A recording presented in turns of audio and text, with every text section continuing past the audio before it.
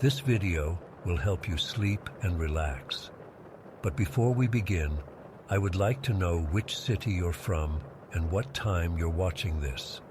Now, subscribe to the channel, relax, and let's begin. I've never shared this with anyone outside my closest friends. Even now, years later, my hands shake as I type this out. I grew up in Eldridge Hollow, a speck on the map with barely 500 people. It's one of those places where everyone knows everyone, where secrets get buried deep but never really die. When I was 10, I first heard them, the whispers.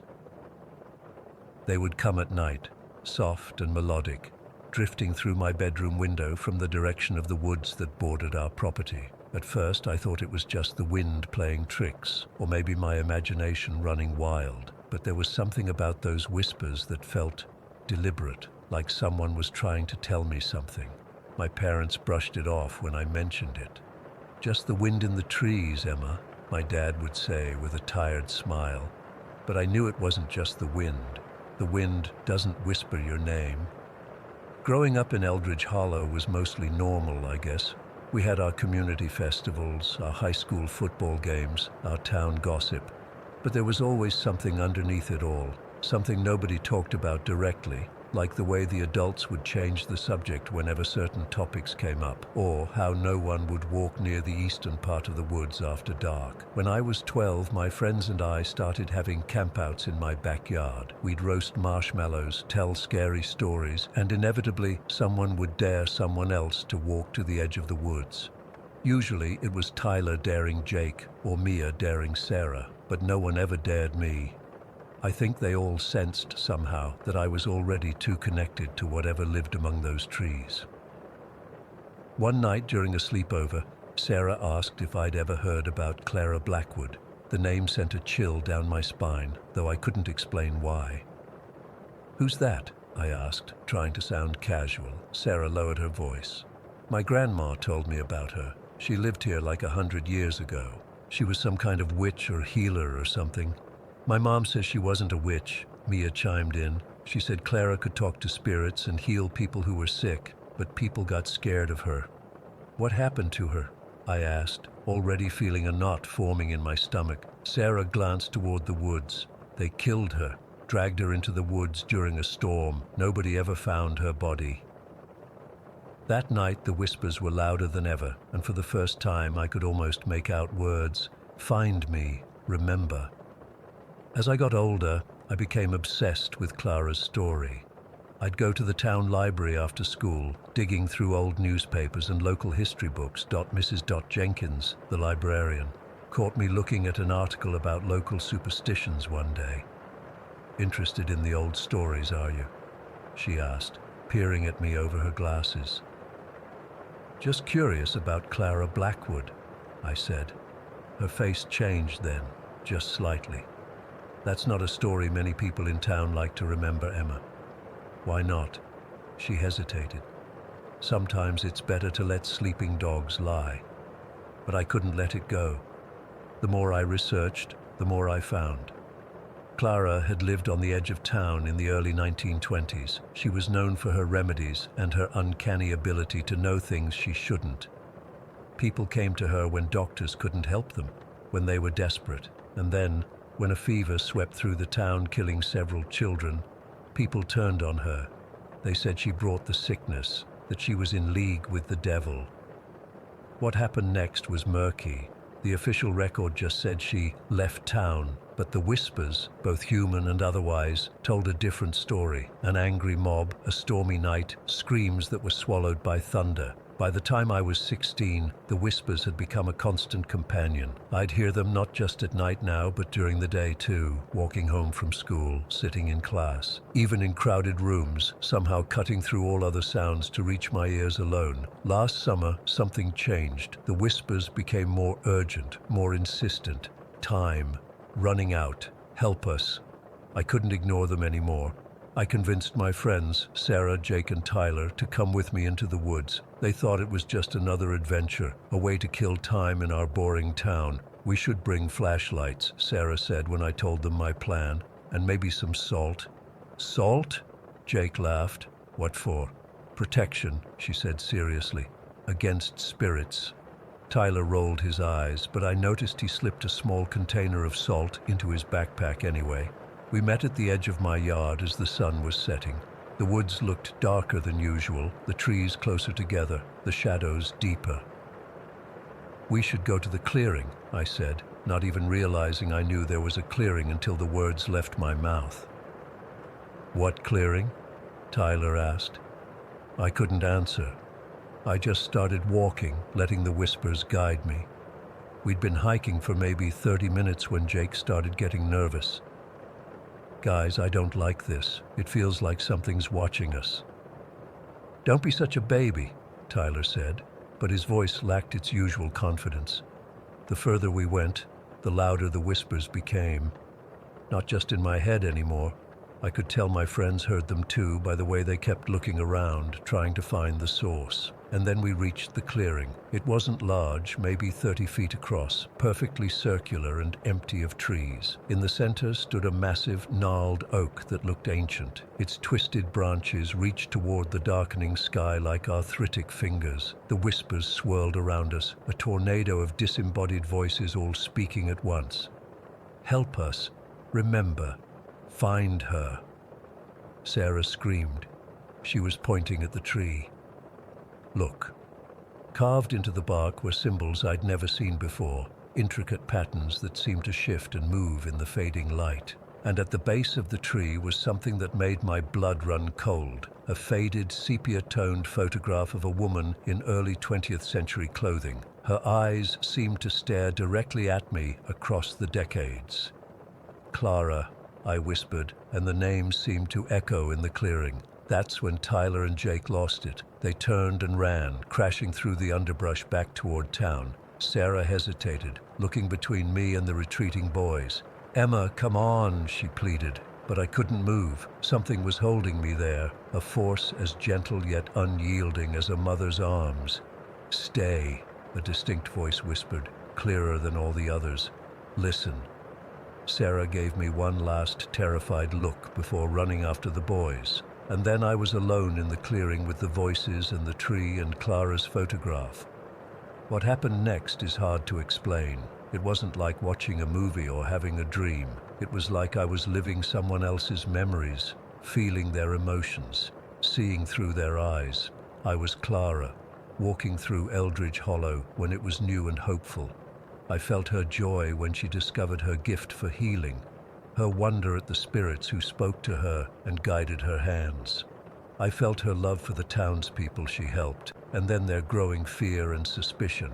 I felt her terror on that final night, the rain soaking through her clothes, rough hands dragging her through these same woods. The accusations, the hatred in the eyes of people she'd once healed, the pain as they...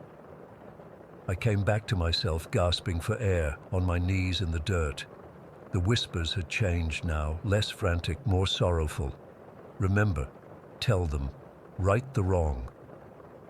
I don't know how long I stayed there, but when I finally walked home, it was well past midnight. My parents were frantic, of course.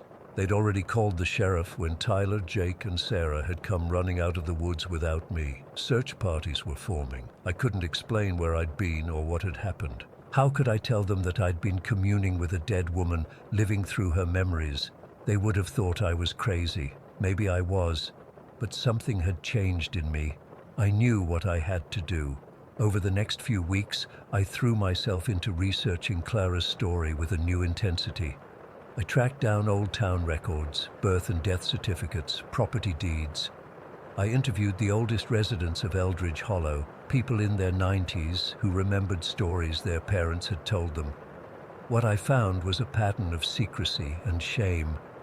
Many of the town's oldest families had ancestors who were part of the mob that killed Clara. They'd covered it up, buried the truth along with her body, and passed down a silent agreement to never speak of it. The whispers grew stronger as I uncovered more of the truth, but they were different now, less desperate, more hopeful. When summer turned to fall, I knew it was time.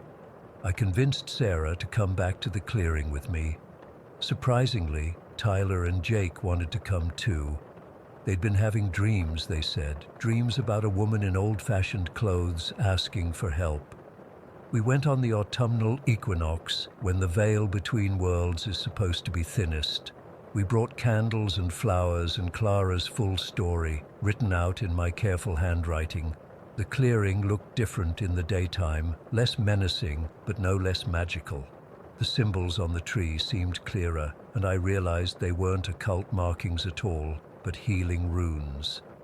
Clara had carved them herself during her lifetime. We lit the candles and placed them in a circle around the tree. Then I began to speak, telling Clara's story from beginning to end, not just the tragedy of her death, but the beauty of her life, her healing, her kindness, her connection to the natural world.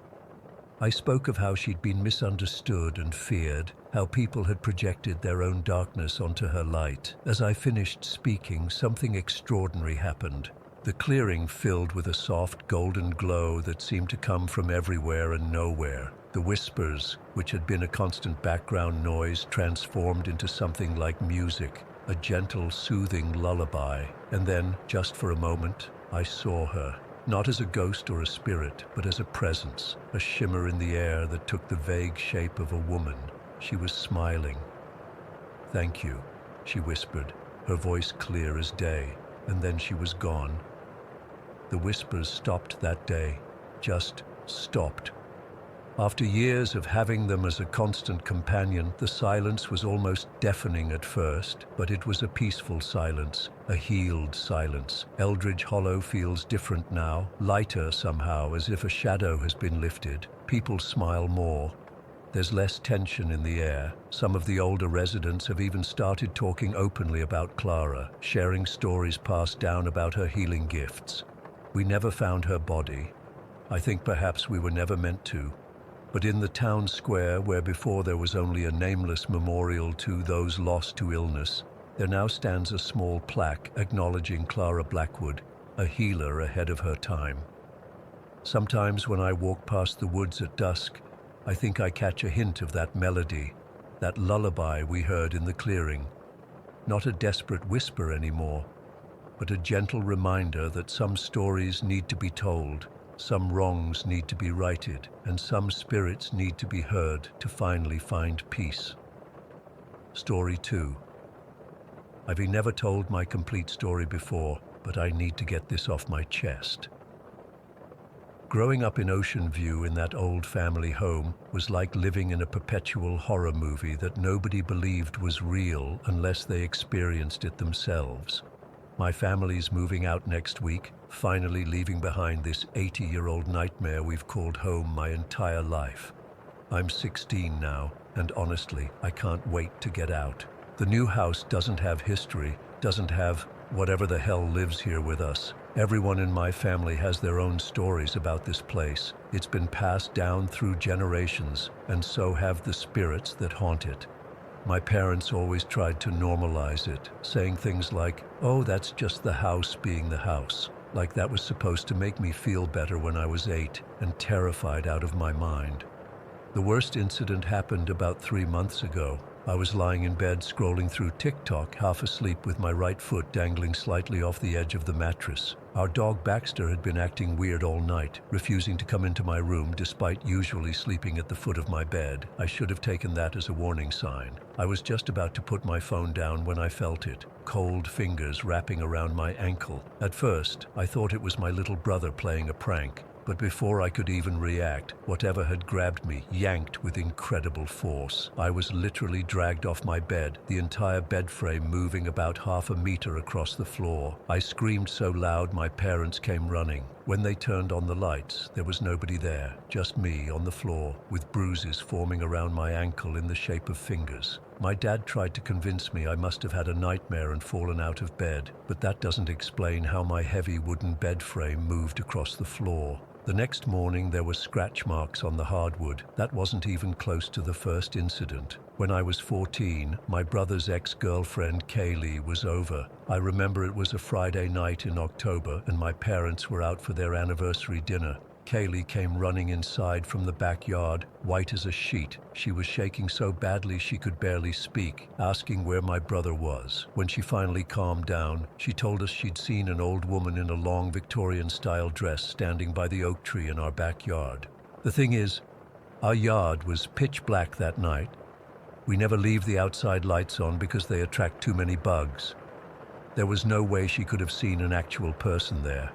The woman she described, grey hair in a tight bun, high-collared dress, stern expression. We all knew her. Every single person who's lived in this house has seen her at some point. My dad saw her standing at the foot of his bed when he was a kid. My grandmother would talk about the mistress of the house watching her cook. I've seen her myself, usually just glimpses out of the corner of my eye, but once, when I was home alone, I saw her standing at the end of the hallway, clear as day, before she turned and walked through the wall. The temperature changes in my room have always been the most consistent thing. My room is at the end of the upstairs hallway, and it used to be my great-aunt's before she moved to Florida. Last winter, I came home from my shift at the mall around 9 at night. It was freezing outside, maybe 40 degrees, and the rest of the house was normal temperature with the heater running. But when I opened my bedroom door, it was like walking into a sauna. The air was thick and hot, and there was this heaviness that's hard to describe, like the air was pressing down on me. What made it worse was the feeling that came with it, pure negativity, like walking into a room where people have been screaming at each other for hours. I stood in the doorway, and I swear I could feel someone staring at me from the corner by my closet, even though I couldn't see anyone. I was so fed up that day. Bad day at work, failed a math test, that I just snapped and said out loud, "Fuck off, I'm tired, and I need to sleep." The temperature dropped instantly, like someone had flipped a switch. Within seconds, my room was the same temperature as the rest of the house. I still slept with all the lights on that night. The bathroom's another hot spot. About a year ago, I was taking a shower around 11 at night. Everyone else was already in bed. I had my music playing on my phone, but during a quiet part of the song, I heard my mom laugh right outside the bathroom door. It was her distinctive laugh, the one she does when something genuinely cracks her up. I called out, "Mom?" No answer. I figured she'd gone back to her room, so I finished showering quickly. When I went to check, both my parents were sound asleep and had been for over an hour. As I was standing in their doorway, confused, I heard footsteps in the hallway behind me, heading toward the back door. Then Baxter went crazy, tearing down the stairs and out his dog door, barking like mad in the backyard. Not his normal squirrel bark, but the deep, threatening one he only uses when he feels we're in danger. My sister's bedroom, which used to be mine until I switched rooms 3 years ago, is probably the most active area of the house.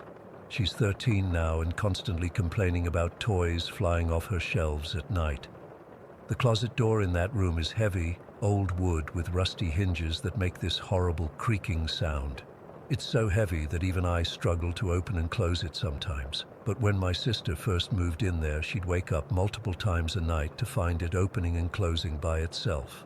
After my great-grandfather's funeral last year, something different happened. I was lying in bed crying. We had been really close when I felt someone sit on the edge of my bed. The mattress dipped down, and I felt a hand on my shoulder. When I looked up, I could see a faint outline of my great-grandpa just sitting there with his kind smile. The weird thing was, there was another figure standing behind him, a woman I didn't recognize. The next day, I was looking through old family albums with my mom, and I froze when I saw a particular photo. It was the woman who had been standing behind my great-grandpa, my grandmother who died before I was born. I'd never seen photos of her before because my dad finds it too painful to look at them, but there she was, with the same gentle eyes I'd seen the night before. The footsteps in the hallway are so common that we barely mention them anymore. They always follow the same pattern. From the top of the stairs, past all the bedrooms, to the window at the end, then back again. Sometimes they're heavy, like a man's boots. Other times they're lighter, like a woman in house slippers. When I was younger, we had another dog before Baxter. a golden retriever named Sunny. She died when I was 7, but for months afterward, we would all hear her distinctive whine at the back door when she wanted in. More than once, my mom has actually gone to let her in before remembering that Sunny was gone. The thing that creeps me out the most is the hand-holding. Sometimes when I'm falling asleep, I feel someone gently take my hand. Not in a threatening way, more like how my mom used to hold my hand when I was scared as a little kid. It happened so often that for a while I just accepted it as normal, until I mentioned it casually to a friend who looked at me like I was insane. There's also the tapping on my bedroom window. My room is on the 2nd floor, with no trees nearby, no way for anyone to reach it from outside. But at least once a week, usually around 3 in the morning, there's a distinct tapping, 3 quick taps, pause, then 2 more. When I gather the courage to look, there's never anything there, just darkness, and the knocking on my door. That's another regular occurrence. 3 sharp knocks, always when I'm alone in my room. The first few times I answered it, expecting to see my brother or sister. Nobody was ever there, and the rest of my family would swear they hadn't been upstairs. Now I just ignore it. My parents try to explain it all away. Old houses settle, the wind plays tricks, overactive imagination, but they can't explain everything. Like the time all the family photos along our staircase were turned face down overnight, or when my brother's baseball trophies spelled out hello on his shelf, or the countless times visitors have asked, who's the old lady that was just in the kitchen? When no elderly woman lives with us, I've never felt like whatever's here wants to hurt us. Well, except for that night, something dragged me out of bed. That felt different, more aggressive, like something new had found its way in. Most of the time it feels more like we're just sharing space with something else, something that was here long before us and will remain long after we're gone. Next week, we'll move into our brand new house across town. No history, no previous owners, no decades of accumulated whatever this is. I should be excited, and I am, but part of me wonders if whatever's attached to our family might follow us. Or worse, what if I miss it? As terrifying as this house has been, it's the only home I've ever known. Last night I could swear I heard a woman crying softly in the empty room we use for storage. I didn't investigate. Some things are better left alone. 5 more days, and this will all be someone else's problem. I just hope they're ready for what waits for them here. Story 3: I'm at my wit's end here, guys. I don't even know if writing this will help, but I need to tell someone who won't think I'm losing my mind. My roommate Brady already moved out 2 weeks ago, and I can't say I blame him. So I bought this house in Cleveland about 4 months ago. It was a steal price-wise. Obviously now I understand why. Built in 1902, lots of character, the realtor said. 3 bedrooms, decent yard, the whole package. Needed some work, but what century-old house doesn't? I was excited to finally own something instead of throwing money away on rent. The weird stuff started small. You know how it is with old houses. They make noises. Creaking floorboards, pipes knocking, that kind of thing. I didn't think much of it at first. My dog Rex seemed a bit off from day one, though. He's a 7-year-old golden retriever who's never been anything but chill his entire life. But in this house, he started doing this thing where he'd just stare at empty corners and whine. Sometimes he'd refuse to go into certain rooms, especially the basement. The basement, God, I wish I'd paid more attention to that basement during the walkthrough. It's divided into 3 rooms. One's just a basic utility area with the furnace and water heater. Another looks like it was supposed to be a workshop of some kind. The 3rd room is smaller, tucked into the corner under the kitchen, with a single small window near the ceiling. This is where everything started going to hell. About 6 weeks after moving in, I decided to start fixing up that smaller basement room to use as a home office. The concrete floor was painted this weird red color that was all chipped and worn in places. Oddly enough, half the living room floor upstairs had the same red paint, as did another part of the basement on the completely opposite side. Just these 3 specific areas. Nowhere else in the house had this color. While I was scraping away some of the loose paint, I noticed these darker red stains in the worn spots. I figured it was just rust or something, but something about it bothered me.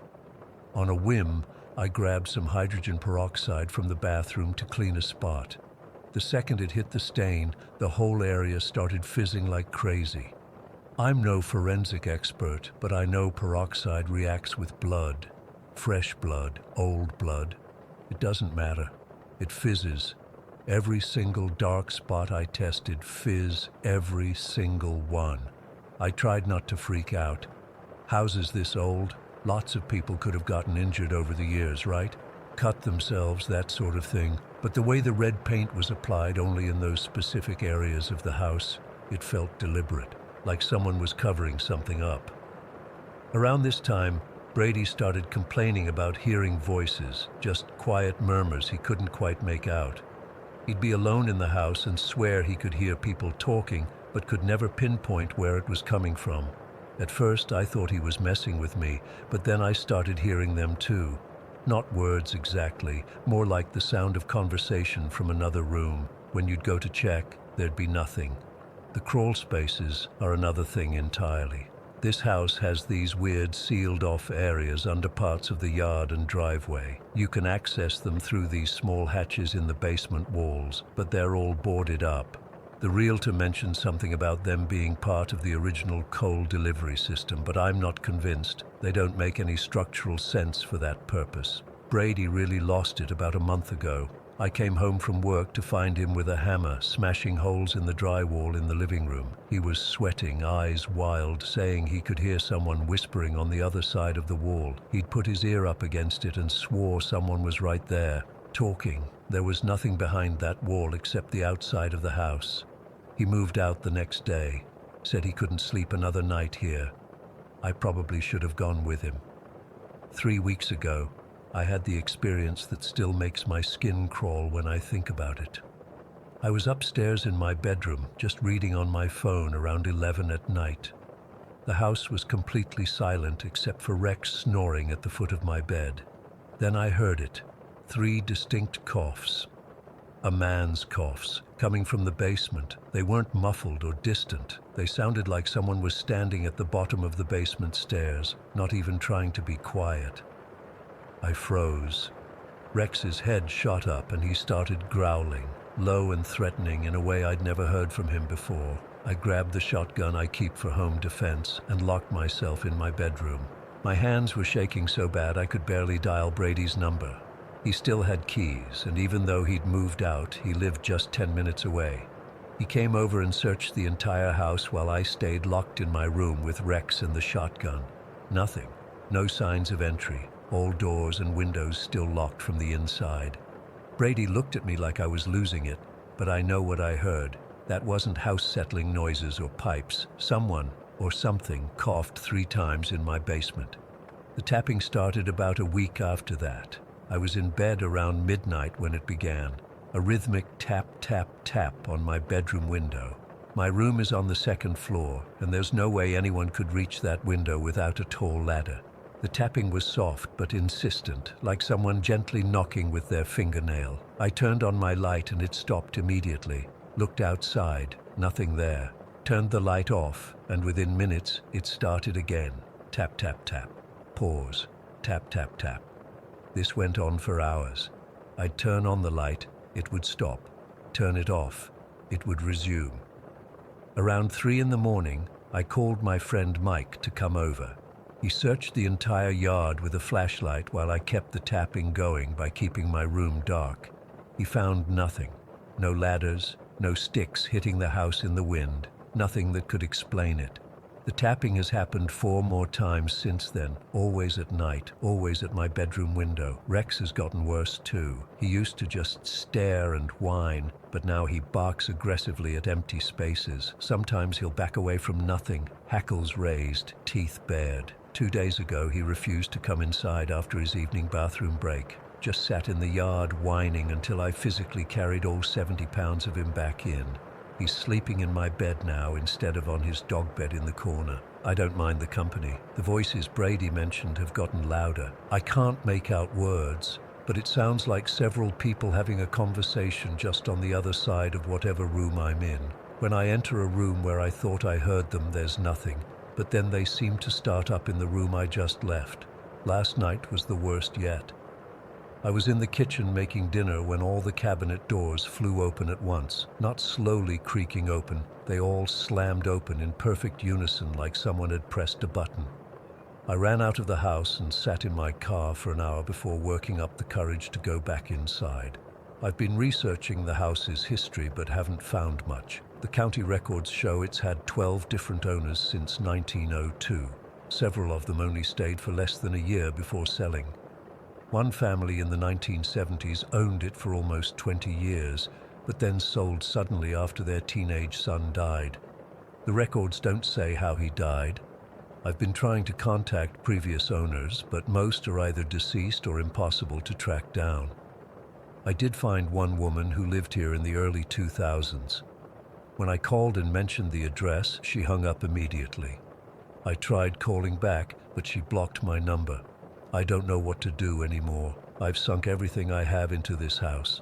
I can't afford to just walk away, but I'm terrified of what might be happening here. Those red floors keep haunting me. Why paint concrete floors red in just those specific areas? And why did they all react to hydrogen peroxide? Yesterday I started prying up some of the boards covering those crawl spaces. I only got one partially open before I lost my nerve. The smell that came out was awful, like damp earth and something else I couldn't identify, something rotten. I nailed the boards back even tighter than before. Rex is barking again now, staring at my bedroom doorway. I don't see anything, but he's completely focused on something, his bark turning into that low growl. The temperature in my room just dropped about 10 degrees. My breath is visible now. The tapping just started at my window again, but it's different this time. Faster, more urgent. Tap, tap, tap, tap, tap. I'm writing this with my back against the headboard, Rex pressed against my side. My shotgun is loaded next to me. I don't think it would do any good against whatever is in this house, but it's all I have. There's something else now. Footsteps. Heavy, slow footsteps coming up the basement stairs. I can hear each creak of the wood. They've stopped at the top of the stairs. My bedroom door just closed by itself. I didn't even have it fully open, just cracked, and now it's firmly shut. I didn't hear anyone touch it.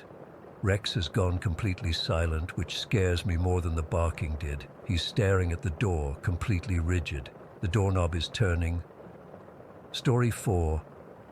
I've never told this story to anyone outside my closest friends. Even now, 5 years later, I get chills thinking about that night in the Whispering Pines. I grew up in Ravenwood, this tiny speck of a town where everyone knows everyone's business, and the most exciting thing that happens is when someone gets a new car. The town sits in this valley, surrounded by these massive pine forests and hills that seem to touch the clouds. Beautiful place, but there's something off about it. Growing up here, you hear all these ghost stories. Every small town has them, right?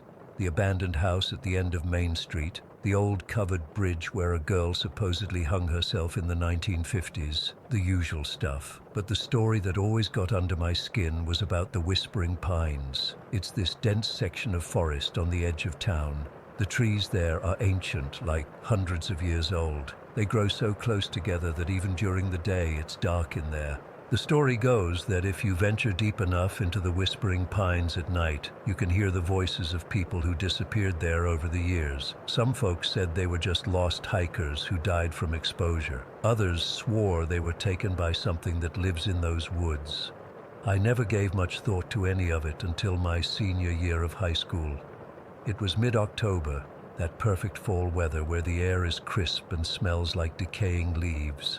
My friends Sarah, Tom, and I were hanging out at Tom's house on a Friday night, bored out of our minds. We'd exhausted Netflix and were too broke to drive to the next town over for the movies. "We should do something exciting," Sarah said, scrolling mindlessly through her phone. "Something we'll remember when we're old and boring." Tom suggested we check out the Whispering Pines. At first, I laughed it off. Who actually goes to the creepy place from local legends? But the more we talked about it, the more I found myself wanting to go. I'd been hearing about those woods my whole life. What if there really was something to the stories? I dare you both, I said, surprising even myself. Midnight. The Whispering Pines. We agreed to meet at 11:30 at the old wrought iron gate that marks the entrance to that part of the forest. I remember checking the time constantly that evening, a knot forming in my stomach as midnight approached. My parents were already asleep when I snuck out, careful not to let the screen door slam behind me. The walk to the meeting spot took about 20 minutes. I kept looking over my shoulder, feeling like someone was watching me. Just nerves, I told myself. When I got to the gate, Sarah was already there, bundled up in her red coat. Tom showed up a few minutes later with a small backpack. Flashlights, he explained, pulling out 3 decent-sized lights. And some snacks. Oh, and this. He held up a small digital recorder, in case we actually hear something.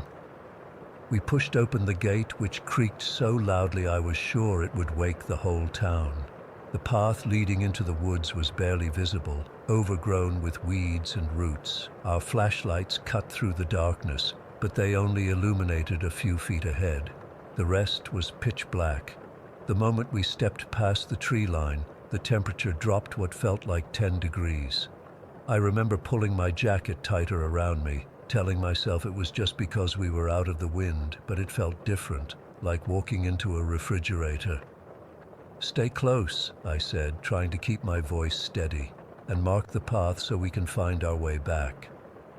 Tom had brought some bright orange ribbon, which we tied to branches every 50 feet or so. Smart kid, Tom, always prepared.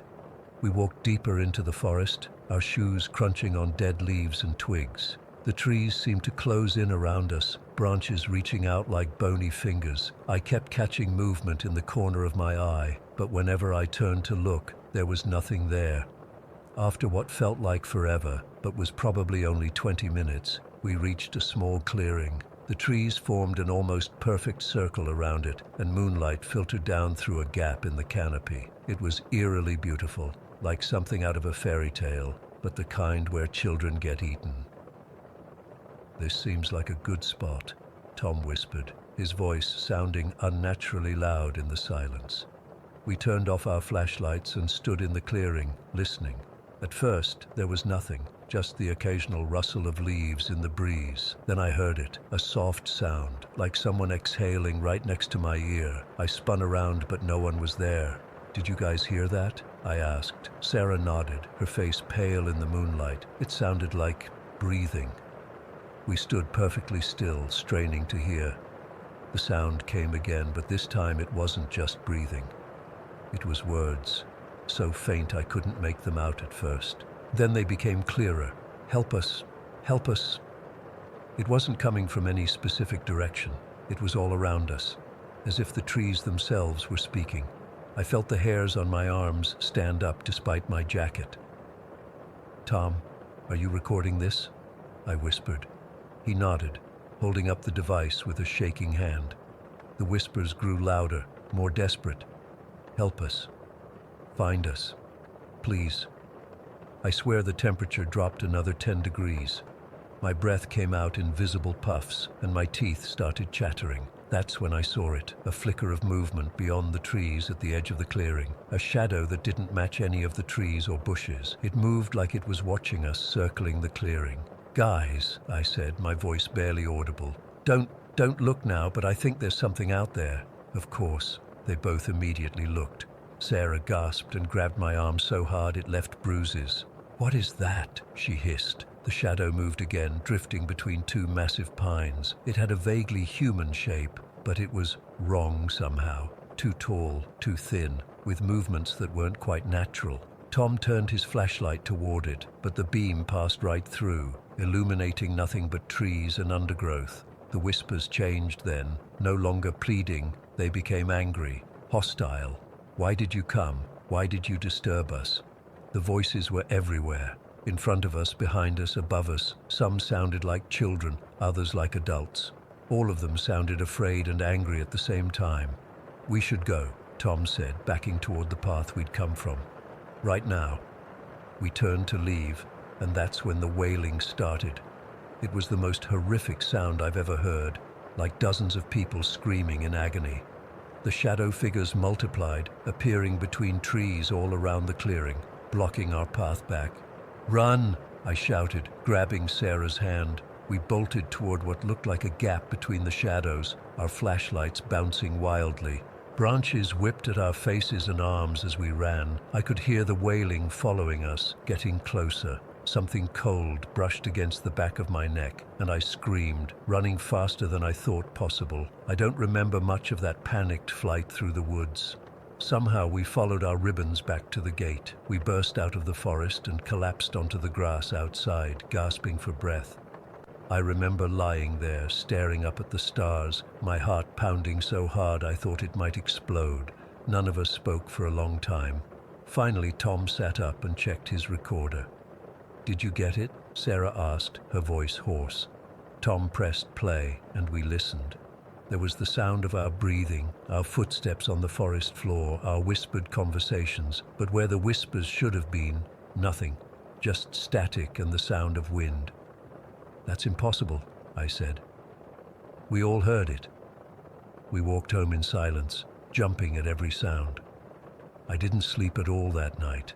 I kept hearing those whispers, those wails, every time I closed my eyes. The next day, despite being exhausted, I went to the town library. I needed answers. Our librarian, Mrs. Hoffman, had lived in Ravenwood her entire life and knew all the local history.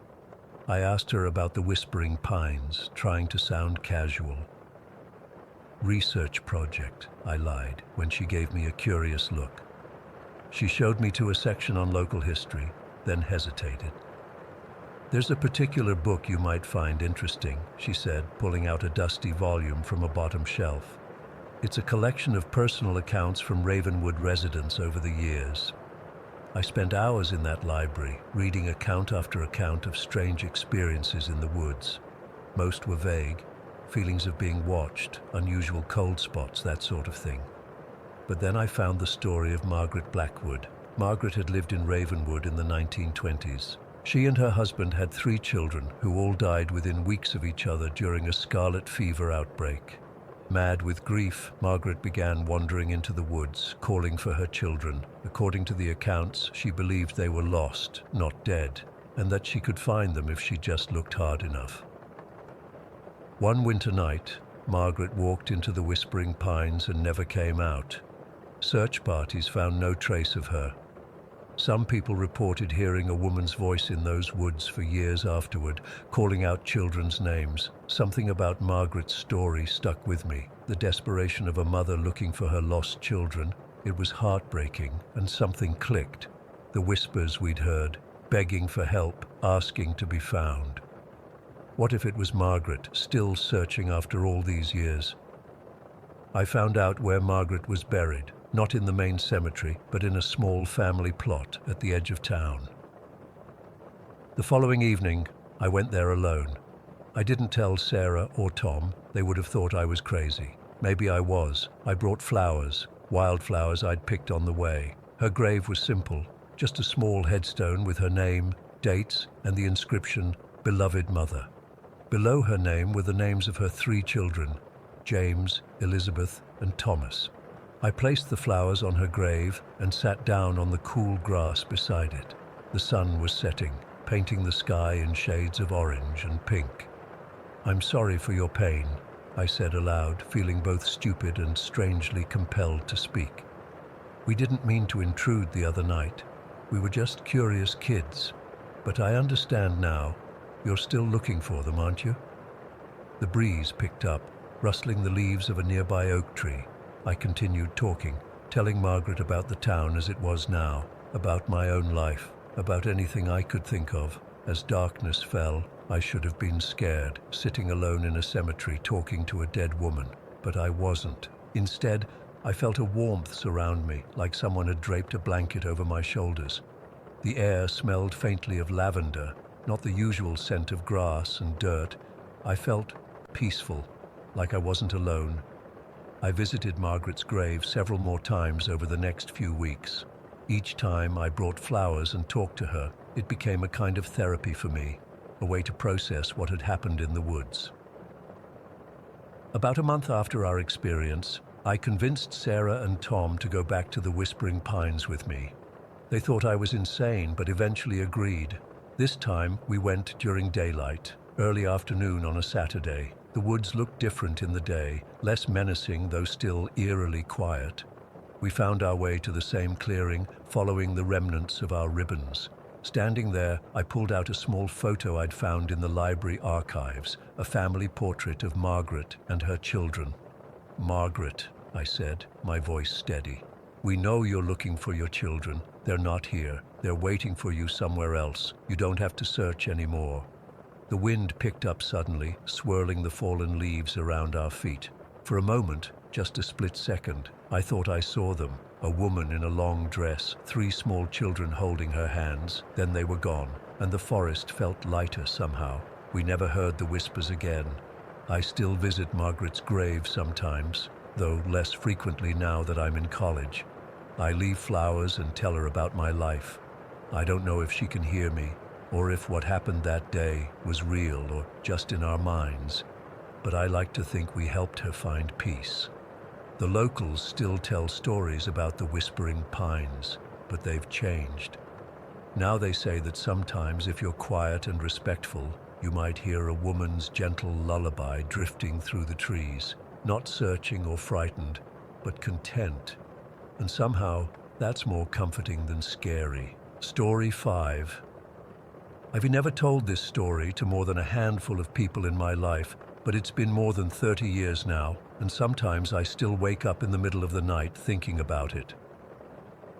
What happened that evening in 1989 changed my life forever. I was 23 years old and had just finished college with an English degree and a mountain of student debt. The only apartment I could afford was in a sketchy part of Maplewood that my parents absolutely hated. Every time they visited, my mum would make these little comments about the bars on the windows of the convenience store down the street, or how my neighbors looked rough. I'd roll my eyes, but truth be told, I knew she wasn't entirely wrong. My place was this tiny one-bedroom apartment with paper-thin walls and windows that never quite sealed properly. The rent was $350 a month, which was still a stretch on my administrative assistant salary, but it was mine, my first real adult place. That fall, our neighborhood had been through a nightmare. There had been 3 break-ins on my street alone in the past month. 2 women in the apartment complex next to mine had been raped, and worst of all, a woman in her 30s had been murdered just 4 blocks away. The police had no leads, at least none they were sharing with the public. Everyone was on edge. I'd taken to double-checking my locks before bed, keeping a baseball bat beside my bed, and calling my parents every night so they wouldn't worry. My dad had bought me pepper spray that I carried everywhere.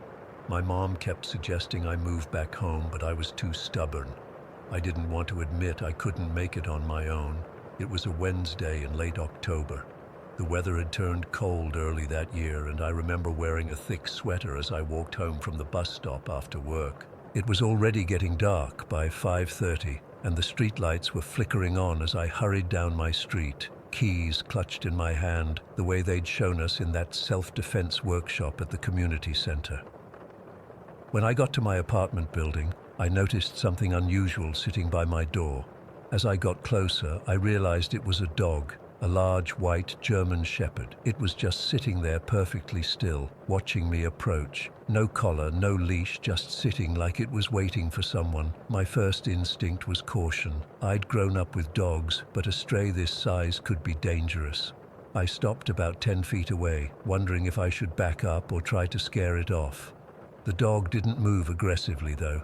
It just tilted its head slightly, those intelligent eyes fixed on me. There was something about its demeanor, calm, almost purposeful. I know that sounds weird, but that's how it felt. "Hey there," I said softly, keeping my distance. "Where'd you come from?" The dog's ears perked up, but it stayed put. I cautiously extended my hand, palm down, the way my dad had taught me to introduce myself to new dogs. The shepherd stretched its neck forward, sniffed my hand thoroughly, then did something that surprised me. It licked my fingers once and sat back down. I don't know why, but in that moment, my fear disappeared. The dog seemed so gentle, despite its size. I carefully moved past it to unlock my door, half expecting it to try to dash inside, but it just watched me. "Are you lost?" I asked, as if it could answer. No tags, no collar, but its coat looked clean and well maintained. Not like a long-term stray. "Are you hungry?" At the word hungry, the dog's ears perked up again. I hesitated for a moment, then made an impulsive decision. I pushed my door open wider. "Do you want to come in? Just for a minute, while I find something for you to eat?" The dog stood up and calmly walked into my apartment. I know it sounds crazy to let a strange dog into my home, but something about this animal felt safe. It didn't bound in excitedly or sniff around frantically like most dogs would. It just walked in and sat down in the middle of my small living room, watching me. I checked my fridge, which was embarrassingly empty. I had some leftover Chinese food, milk that was probably going bad, and a package of hot dogs.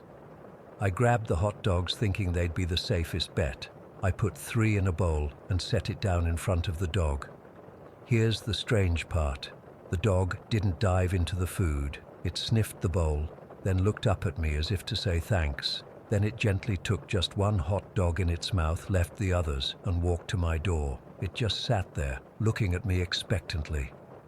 "You want to go back out?" I asked, confused. When I opened the door, the dog walked out with the hot dog still in its mouth. It turned around once to look at me, then sat down right outside my door. "Okay then," I said, feeling a little disappointed. "I guess you're not really lost."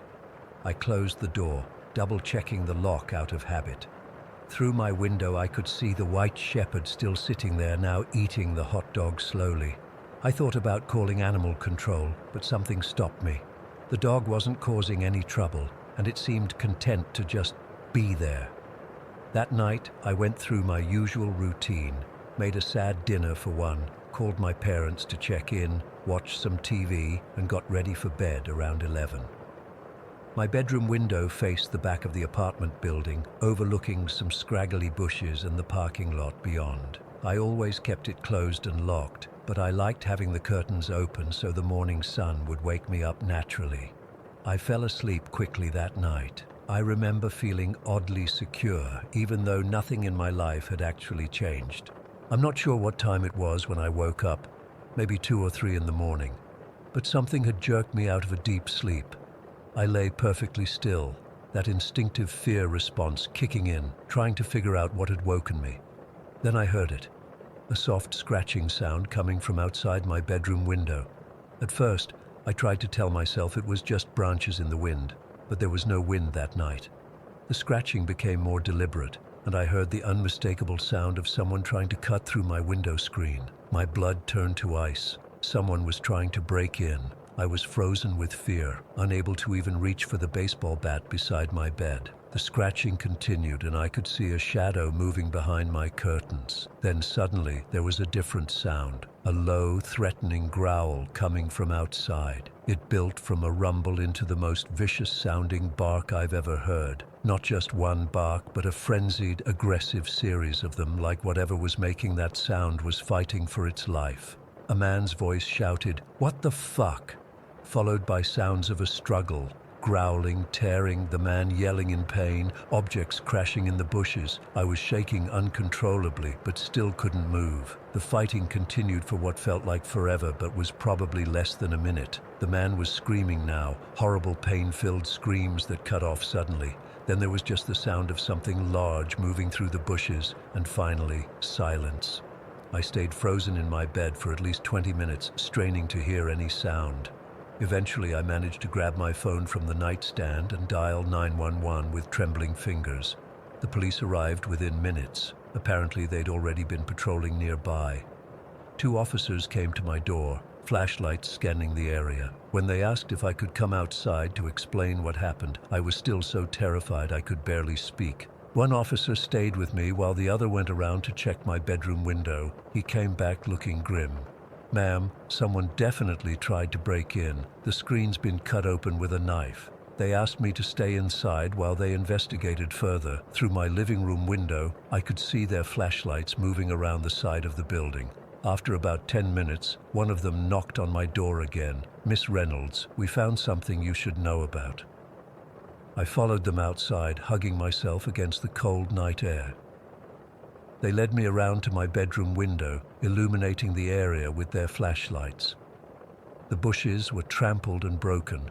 There was blood splattered on the ground, on the wall beneath my window, even on some of the lower branches of the bushes, and mixed in with the blood were tufts of white fur. Lots of it. White fur, I whispered, suddenly remembering the German shepherd. "Yes," the officer said, "and there's a trail of blood and fur leading away from your apartment. We're going to follow it, see if we can find whatever animal this was, and whoever it attacked." As they continued their investigation, I noticed something else. More white fur on my front porch, arranged in a kind of semicircle, as if something had been lying there for hours. The German shepherd had stayed. It had been keeping watch outside my apartment, and when someone tried to break in through my window, it had protected me. They never found the man who tried to break in that night, though they did find a knife and a ski mask abandoned in the parking lot, along with a concerning amount of blood. They never found the white German shepherd either, despite my description and my pleas to look for it to make sure it wasn't injured. 2 weeks later, they arrested a man for the string of break-ins and assaults in our neighborhood. He had deep, infected animal bites on his arms and face. When questioned, he admitted to several crimes but claimed he'd never approached my apartment. The police told me he was probably lying to avoid admitting to one more attempted crime. I moved out of that apartment within a month. I couldn't sleep there anymore. But before I left, I spent days walking around the neighborhood with hot dogs in my pockets, looking for that white German shepherd. I never saw it again. I've had 3 dogs of my own since then, all rescues, all treasured family members. I volunteer at animal shelters whenever I can. My husband teases me about being the neighborhood dog lady who knows every pup by name, but I've never told many people the real reason behind my love for dogs.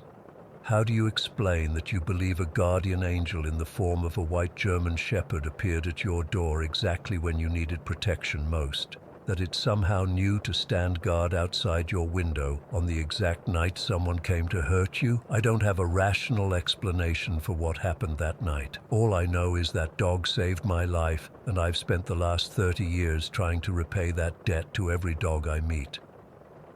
Story 6. I still can't explain what happened in that duplex. It's been 3 months since Jessica and I moved out, and I still wake up in the middle of the night, checking corners and closets, half expecting to find something watching me. It started back in April when we moved into this old duplex apartment in downtown Millfield. I was 19, and so was Jessica. We'd been friends since high school and decided to room together while attending community college. The place belonged to my mom, who'd been renting it out for years. It was built around 1915, with those creaky wooden floors and slightly uneven door frames that give old houses their character. Mom offered us cheap rent, and we jumped at the chance to have our own place. The first week was normal. We were excited about decorating and making the space our own. Jessica found this rose gold knife set at a thrift store that matched our kitchen aesthetic perfectly. I remember her being so proud of that find. We placed it on this wooden block on the counter next to the stove. About 2 weeks after moving in, we started noticing weird stuff. At first, it was just the feeling of being watched. You know that prickle on the back of your neck when someone's staring at you? That, all the time. I'd be washing dishes or studying at the kitchen table and suddenly feel like someone was standing right behind me. I'd turn around, and obviously no one was there. Jessica noticed it too, but played it off. Old houses make weird noises, she'd say. But the noises weren't just settling sounds. Sometimes we'd hear footsteps in the hallway when we were both in the living room, or cabinet doors would shut in the kitchen when neither of us was in there. Then came the first real incident with the knife. It was around 11 at night, and we were both in the living room watching Netflix when we heard a loud thud from the kitchen. Jessica, trying to be funny, grabbed one of the knives from the block and said, "I'll protect us from the ghost." She walked into the kitchen, looked around, and came back saying it was probably just something falling in the cabinet. She put the knife back and we didn't think much of it. The next morning, I was making breakfast and went to grab a knife to cut some fruit. I noticed one was missing from the block. I asked Jessica if she'd used it, but she hadn't. We searched everywhere, the sink, the dishwasher, all the drawers. Nothing. It was just gone. 3 days later, I was doing laundry and opened the drawer where we keep clothespins and dryer sheets, and there it was, the missing knife, just sitting there among the clothespins. I nearly had a heart attack. Jessica swore she hadn't put it there, and I definitely hadn't. How does a knife just migrate from the kitchen to a random drawer in the laundry room? After that, things started happening more frequently. We'd come home to find all the cabinet doors open in the kitchen, or we'd wake up to find furniture slightly rearranged. Not dramatically, just enough to notice, like the coffee table would be 3 inches to the left, or the dining chairs would be pulled out from the table. We tried to rationalize it. Maybe the floor was uneven and things were sliding. Maybe we were just being forgetful about where we put stuff. But deep down, we both knew something wasn't right. About a month into living there, I started having these vivid nightmares. In them, I'd be lying in bed, unable to move, while something dark crawled across the ceiling, staring down at me with these empty eye sockets. I'd wake up gasping for air, covered in sweat. Jessica admitted she was having bad dreams too. In hers, she kept seeing an old woman standing at the foot of her bed, just watching her. Then the noises got worse. We'd hear knocking on the walls, not like pipes, but deliberate, like someone tapping their knuckles in patterns. 3 quick knocks, pause, then 2 slow ones. Over and over, and it always seemed to happen around 3 in the morning. We started leaving lights on at night. We'd check all the locks twice before bed. I even bought a baseball bat that I kept under my bed. Jessica slept with her phone in her hand, ready to call 911. One night in mid-May, we both woke up to the sound of something heavy being dragged across the floor upstairs. The thing is, we lived on the top floor of the duplex. There was nothing but an attic above us, and it was just used for storage. No one should have been up there. We were too scared to check it out that night, but in the morning, we reluctantly climbed the narrow stairs to the attic. Everything was exactly as it should be. No signs of disturbance, no explanation for what we'd heard. That's when we decided to install security cameras. We weren't wealthy college students by any means, but Jessica's dad worked in security and gave us a few basic cameras. We put one in the kitchen, which connected to Jessica's bedroom, one at the front door and one at the back door. We figured if someone was breaking in somehow, we'd catch them.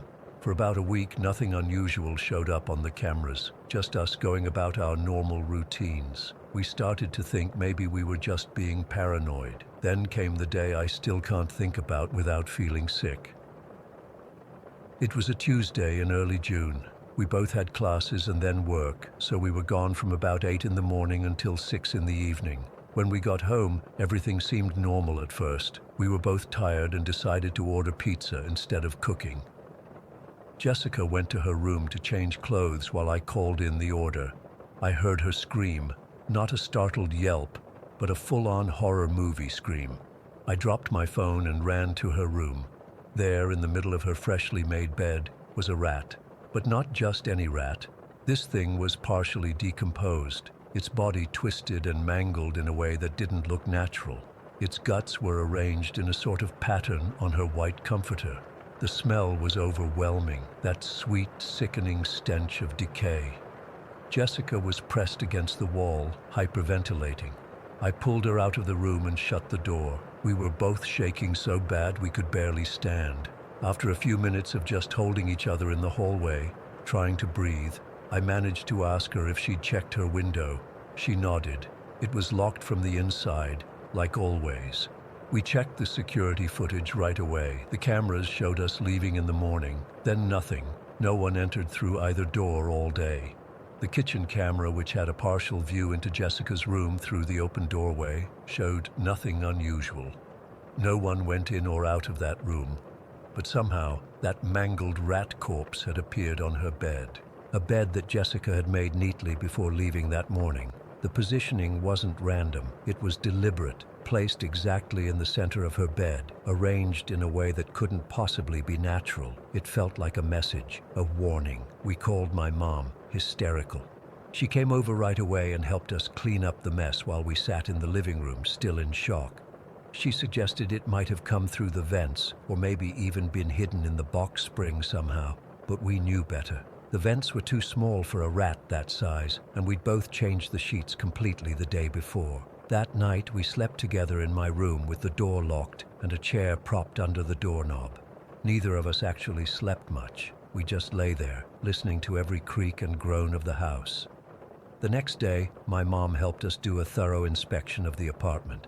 We checked for holes in the walls, gaps around pipes, loose floorboards, anything that might explain how a dead rat could have gotten into Jessica's room. We found nothing. I started asking around about the building's history. The elderly lady who lived downstairs had been there for 20 years and told me that tenants rarely stayed in our unit for more than a year. They all complain about strange happenings, she said. Things moving, noises at night.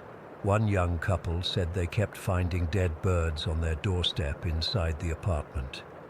Another neighbor mentioned there had been construction about a block away a few years back, and the workers had discovered what might have been an old burial ground. The project had been temporarily halted, but eventually continued.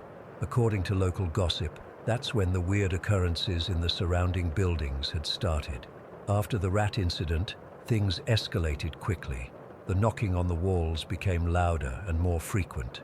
Objects would disappear and reappear in impossible places. Jessica's hairbrush ended up inside a sealed cereal box. My textbook was found in the freezer. The final straw came about a week after the rat. I woke up around 2 in the morning to find Jessica standing at my bedroom door, white as a sheet. "There's someone in my room," she whispered. I grabbed my bat and we crept to her doorway. Her room was empty, but every single item on her dresser, jewelry box, perfume bottles, photos, had been arranged in a perfect circle on the floor in the center of the room. And in the middle of that circle was the rose gold knife that had first gone missing. We packed essential items that night and went to stay with my mom. We officially moved out the following weekend. We never found a logical explanation for any of it. The cameras never caught anything unusual, except for one night when all three simultaneously went static for exactly 3 minutes around 3:15 in the morning. The worst part is the feeling that whatever was in that house might have attached itself to us. Sometimes I still find my things not where I left them. Jessica says she sometimes wakes up with the feeling of someone sitting on the edge of her bed. We're in separate apartments now, but we both experience it. I don't know what was in that duplex. I don't know if it was something disturbed by the construction or something that had always been there. But I know what we experienced was real. And sometimes, late at night, I still feel like something is watching me from the corners of my room, waiting. Story 7. I've never told this to anyone outside my family.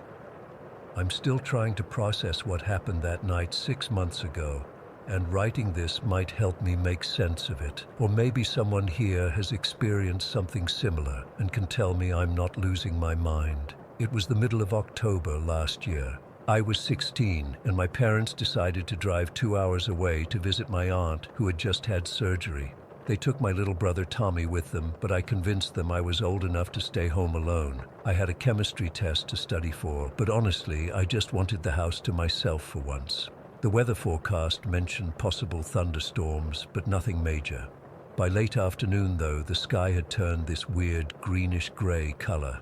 I remember staring out the window and feeling this knot in my stomach as the wind picked up. Tree branches started whipping around and I could hear the wind chimes on our back porch going crazy. I tried to focus on studying, but after an hour I gave up and decided to watch some horror movies instead. Bad idea, I know, but I was home alone and wanted that adrenaline rush. I made some microwave popcorn, grabbed a Coke from the fridge, and settled on the couch with The Conjuring playing on our living room TV. The storm really started picking up around 8 o'clock. Rain was hammering against the windows and lightning flashed every few minutes. I was about halfway through the movie, right at a tense part, when there was this massive crack of thunder that sounded like it hit right on top of our house. Then everything went black, not just the TV, everything. Complete darkness except for the occasional flash of lightning through the curtains. I fumbled around for my phone and turned on the flashlight. The battery was at 23%, and I realized I'd left my charger upstairs in my room. Our neighborhood loses power pretty often during storms, so I wasn't immediately freaked out. I texted my mom to let her know the power was out, and she replied telling me where the emergency flashlights were and that I should just go to bed early. I was about to head upstairs when I heard this weird clinking sound coming from the kitchen. It sounded like someone tapping a spoon against a glass, but very faintly. At first I thought it might be the ice maker in our fridge, but then I remembered the power was out. I stood there for a moment, debating whether to check it out or just run upstairs. My heart was already racing from the movie, and the darkness wasn't helping. But I convinced myself it was probably just the house settling or something cooling down after the power cut. So I walked toward the kitchen, phone flashlight out in front of me like some pathetic weapon. The beam wasn't very strong, and the shadows it cast across the walls seemed to move and shift with each step I took. When I reached the kitchen doorway, the clinking had stopped. I swept my light across the counters, the table, the sink, nothing out of place. I was about to turn around when my light caught the cabinet under the sink. It was open about 2 inches. I know this sounds stupid, but that cabinet is always closed. My mom is really particular about it because that's where we keep the cleaning supplies, and she doesn't want Tommy getting into them. I distinctly remember it being closed earlier when I made popcorn. As I stared at it, trying to come up with a logical explanation, the clinking sound started again. But this time it wasn't coming from the kitchen. It was coming from upstairs. Then I heard something that made my blood run cold. Laughter, a child's laughter, not my brother's. Tommy has this loud, boisterous laugh. This was softer, higher pitched, almost like a little girl. I called out, "Hello?" Feeling like an idiot from every horror movie ever. Of course, nobody answered. The laughter stopped immediately. I tried calling my parents, but my phone battery had dropped to 15% and the storm was causing poor reception. The call wouldn't go through. I texted my mom again. "Is someone supposed to be at our house? I think I heard something upstairs." I waited for a response, but nothing came through. The reception bars kept fluctuating between 1 and none. I decided to go upstairs and grab my charger. In retrospect, this was incredibly stupid, but I was convinced there had to be a rational explanation. Maybe a window was open and the wind was making weird noises. Maybe the storm was playing tricks on my mind after watching that stupid movie. I started up the stairs, keeping close to the wall. Each step creaked under my weight, and I winced at how loud everything seemed in the silence between thunderclaps. When I reached the top, I noticed something odd. Tommy's bedroom door was open. Tommy's door is never open when he's not home. He's weirdly private for a 9-year-old, and my parents respect that. Even when he's at school, his door stays closed. I stood at the top of the stairs, staring at that open door, my flashlight beam trembling because my hand wouldn't stop shaking. I thought about turning around, running out of the house, going to our neighbor Mrs. Thompson's place, but my phone battery was now at 12%, and I needed my charger if I wanted to call for help. As I stood there debating what to do, I heard a small voice coming from Tommy's room. It was barely audible, but in the silence between thunder rumbles, I heard it clearly. "Help me." I nearly dropped my phone. "Tommy," I called out, knowing it couldn't be him. "Is someone there?" No response, just the constant drumming of rain against the roof. Then I heard it again, slightly louder. "Help me, please." Something about that voice compelled me forward. It sounded so small, so afraid. What if someone was hurt? What if a neighborhood kid had somehow gotten into our house seeking shelter from the storm? I inched toward Tommy's room, my flashlight beam bouncing wildly as my hand shook. When I reached the doorway, I swept the light across the room. Tommy's bed was neatly made. His desk was organized, action figures lined up perfectly. Nothing seemed disturbed. "Hello?" I called again. Is someone in here? The closet door was closed. I walked over and yanked it open, half expecting something to jump out at me. But there was nothing, just Tommy's clothes and toys. As I turned to leave, the voice came again. Help me. This time, it seemed to come from the bathroom connected to Tommy's room. The bathroom door was slightly ajar, and I could see it was dark inside. I pushed it open slowly with my foot, not wanting to touch anything. I pointed my flashlight in and saw nothing unusual at first, just the shower curtain drawn closed, the sink, the toilet. Then my light hit the mirror above the sink and my heart stopped. In the reflection, I could see myself pale and terrified, but behind me, just over my shoulder, was the face of a little girl. She couldn't have been more than 7 or 8. Her hair was long and dark, hanging wet around her face. But her eyes were just empty sockets, dark hollows where eyes should have been. I screamed and spun around, but there was nobody there. When I looked back at the mirror, the reflection showed only me. My phone battery dropped to 8% and the flashlight dimmed noticeably. I backed out of the bathroom, then ran out of Tommy's room and down the hallway toward the stairs. As I reached the top of the staircase, I heard a massive crash from my parents' bedroom at the end of the hall. It sounded like something heavy had fallen over. Every instinct told me to keep running, to get downstairs and out of the house. But a terrible thought stopped me. What if someone had broken in and was ransacking my parents' room?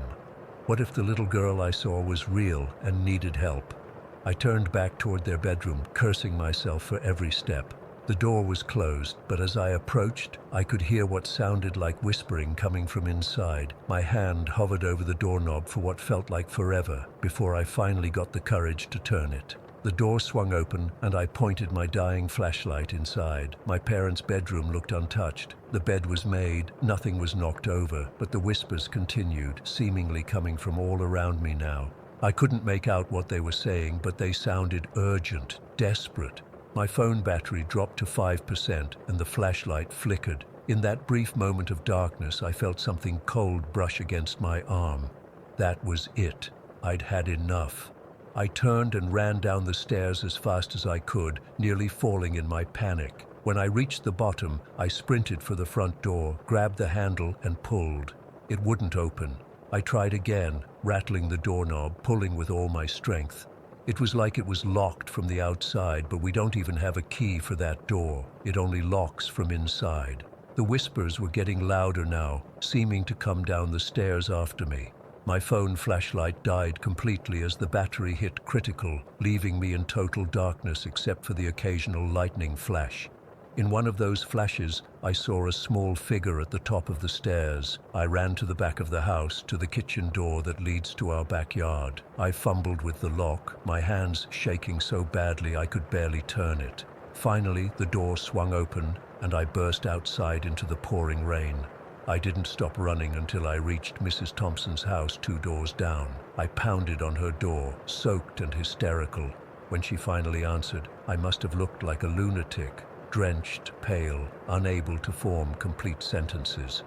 She pulled me inside and wrapped a blanket around my shoulders while I tried to explain what happened. After I calmed down enough to speak coherently, Mrs. Thompson got very quiet. She's lived in our neighborhood for over 40 years, and she told me something that made everything even worse.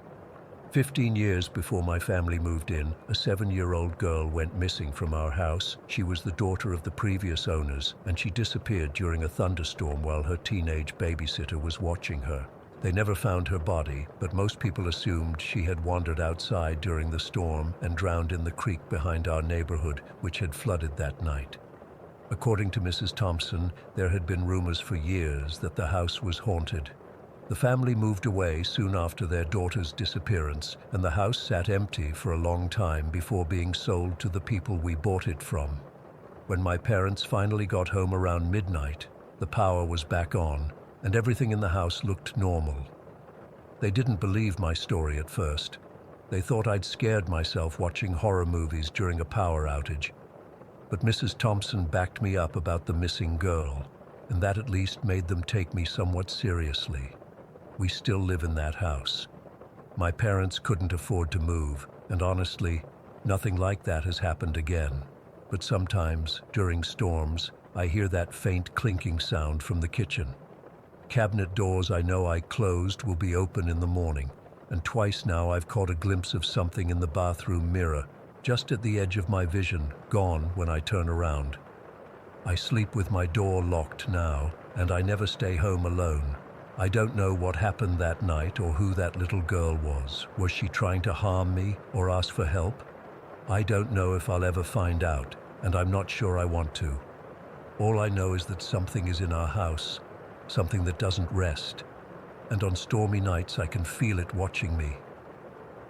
Story 8. I still can't believe I'm writing this down, but I need to tell someone who might understand.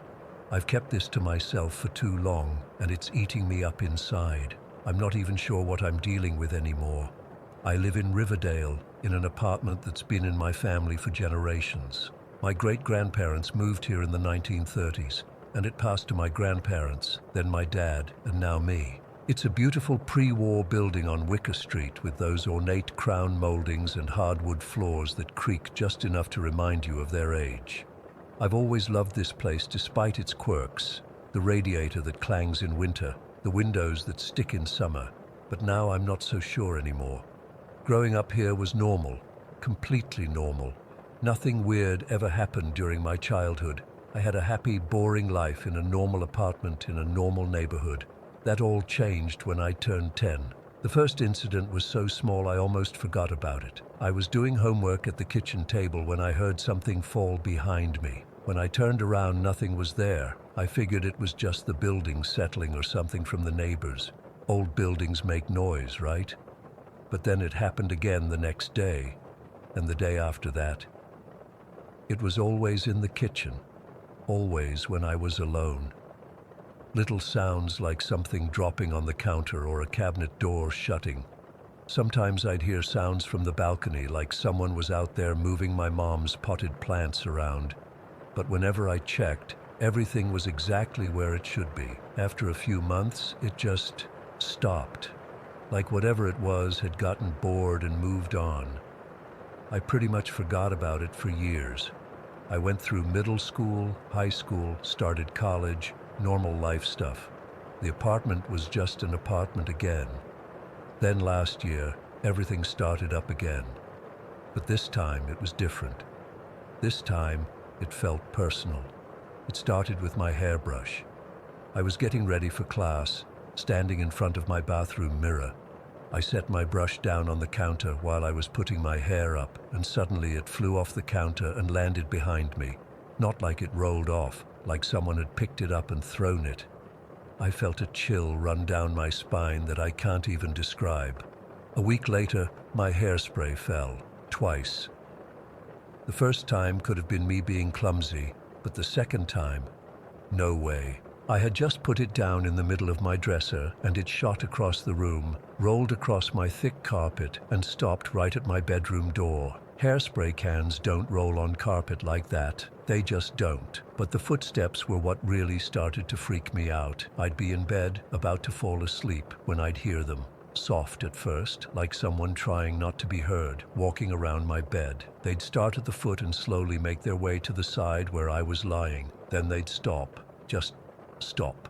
Right next to where my head was. I'd lie there frozen, afraid to open my eyes, afraid to move, afraid to breathe. One morning a few weeks ago, I woke up to the sound of breathing in my right ear. Not my own breathing, someone else's. Deep, raspy breaths, like someone was standing over me, their mouth right next to my ear. I jerked up, heart pounding, but my room was empty, completely empty. I checked under the bed, in the closet, behind the curtains. Nothing. I was alone, but I wasn't. Not really. That brings me to what happened during spring break last month. I still get goosebumps thinking about it. I was up late binge-watching a show on my laptop. Everyone else was asleep. My mom's a nurse and had an early shift the next morning, so she was out by 9. Around 3:25 in the morning, I heard it. The unmistakable sound of silverware clattering against plates in the kitchen. My first thought was that Mom had gotten up early to make breakfast before her shift, but that didn't make sense. It was way too early, even for her. Plus, there were no lights on in the hallway or kitchen, just darkness. I paused my show and listened. The sounds continued, the gentle clink of forks and knives against ceramic, like someone was setting the table. I got out of bed slowly, my heart hammering in my chest. The wooden floor was cold under my feet as I crept toward my bedroom door. "Mom?" I called out, my voice sounding small and shaky even to my own ears. The sounds stopped instantly. I stood there for a moment, listening. Nothing, just the normal midnight silence of an apartment building. Maybe I'd imagined it. I was tired after all. I turned back to my bed, convincing myself it was just my imagination playing tricks on me. That's when it started again. The same sounds, but quieter now, more deliberate, like whoever, or whatever, was making them was trying to be sneaky. I gathered my courage and walked down the hallway toward the kitchen. The sound stopped again the moment I reached the doorway. The kitchen was dark and empty. No plates on the table, no silverware out of place. Everything was exactly as we'd left it after dinner. I checked the locks on the front door and balcony door, both secure, no windows open, no way anyone could have gotten in. I went back to my room, closed the door, and sat on my bed, trying to calm down. Maybe it was the neighbors. Sound travels weirdly in old buildings. That had to be it. But then the sound started again, louder this time, more insistent. It wasn't the neighbors. I went back to the kitchen, empty again. This happened 4 more times. Me hearing the sounds, checking the kitchen, finding nothing, going back to my room, and then the sounds starting again. It was like something was playing with me, luring me out of my room only to disappear when I arrived. After the 5th time, I stayed in my room, door locked, lights on, until morning. The sounds continued off and on for another hour before finally stopping around 4:30. I didn't sleep at all. I tried to tell myself there was some logical explanation, maybe the pipes, maybe the building settling, maybe I was just exhausted and hearing things, but deep down, I knew better. The next night was even worse. It was around 9:30, and I was sitting on my bed reading. My cat, Milo, was curled up next to me. Suddenly, I heard a chair scraping against the kitchen floor, that unmistakable wooden screech that makes your teeth hurt. Milo's head shot up, his ears pinned back. He was staring at my bedroom doorway, his whole body tense. He saw something. I know he did. I followed his gaze, and that's when I saw it. Standing in the dim light of the hallway was what I can only describe as a shadow, but not like a normal shadow cast by an object. This was solid, 3-dimensional. It had the shape of a small child, maybe 6 years old. I could make out arms, legs, a head, but it was completely black, like a hole in reality. As I watched, frozen in terror, it moved. Not like a normal child would move, but faster, more fluid. It ran past my doorway toward the kitchen, its movements jerky, yet somehow graceful. It didn't make a sound. Milo bolted under my bed, hissing. I couldn't move, couldn't breathe, couldn't think.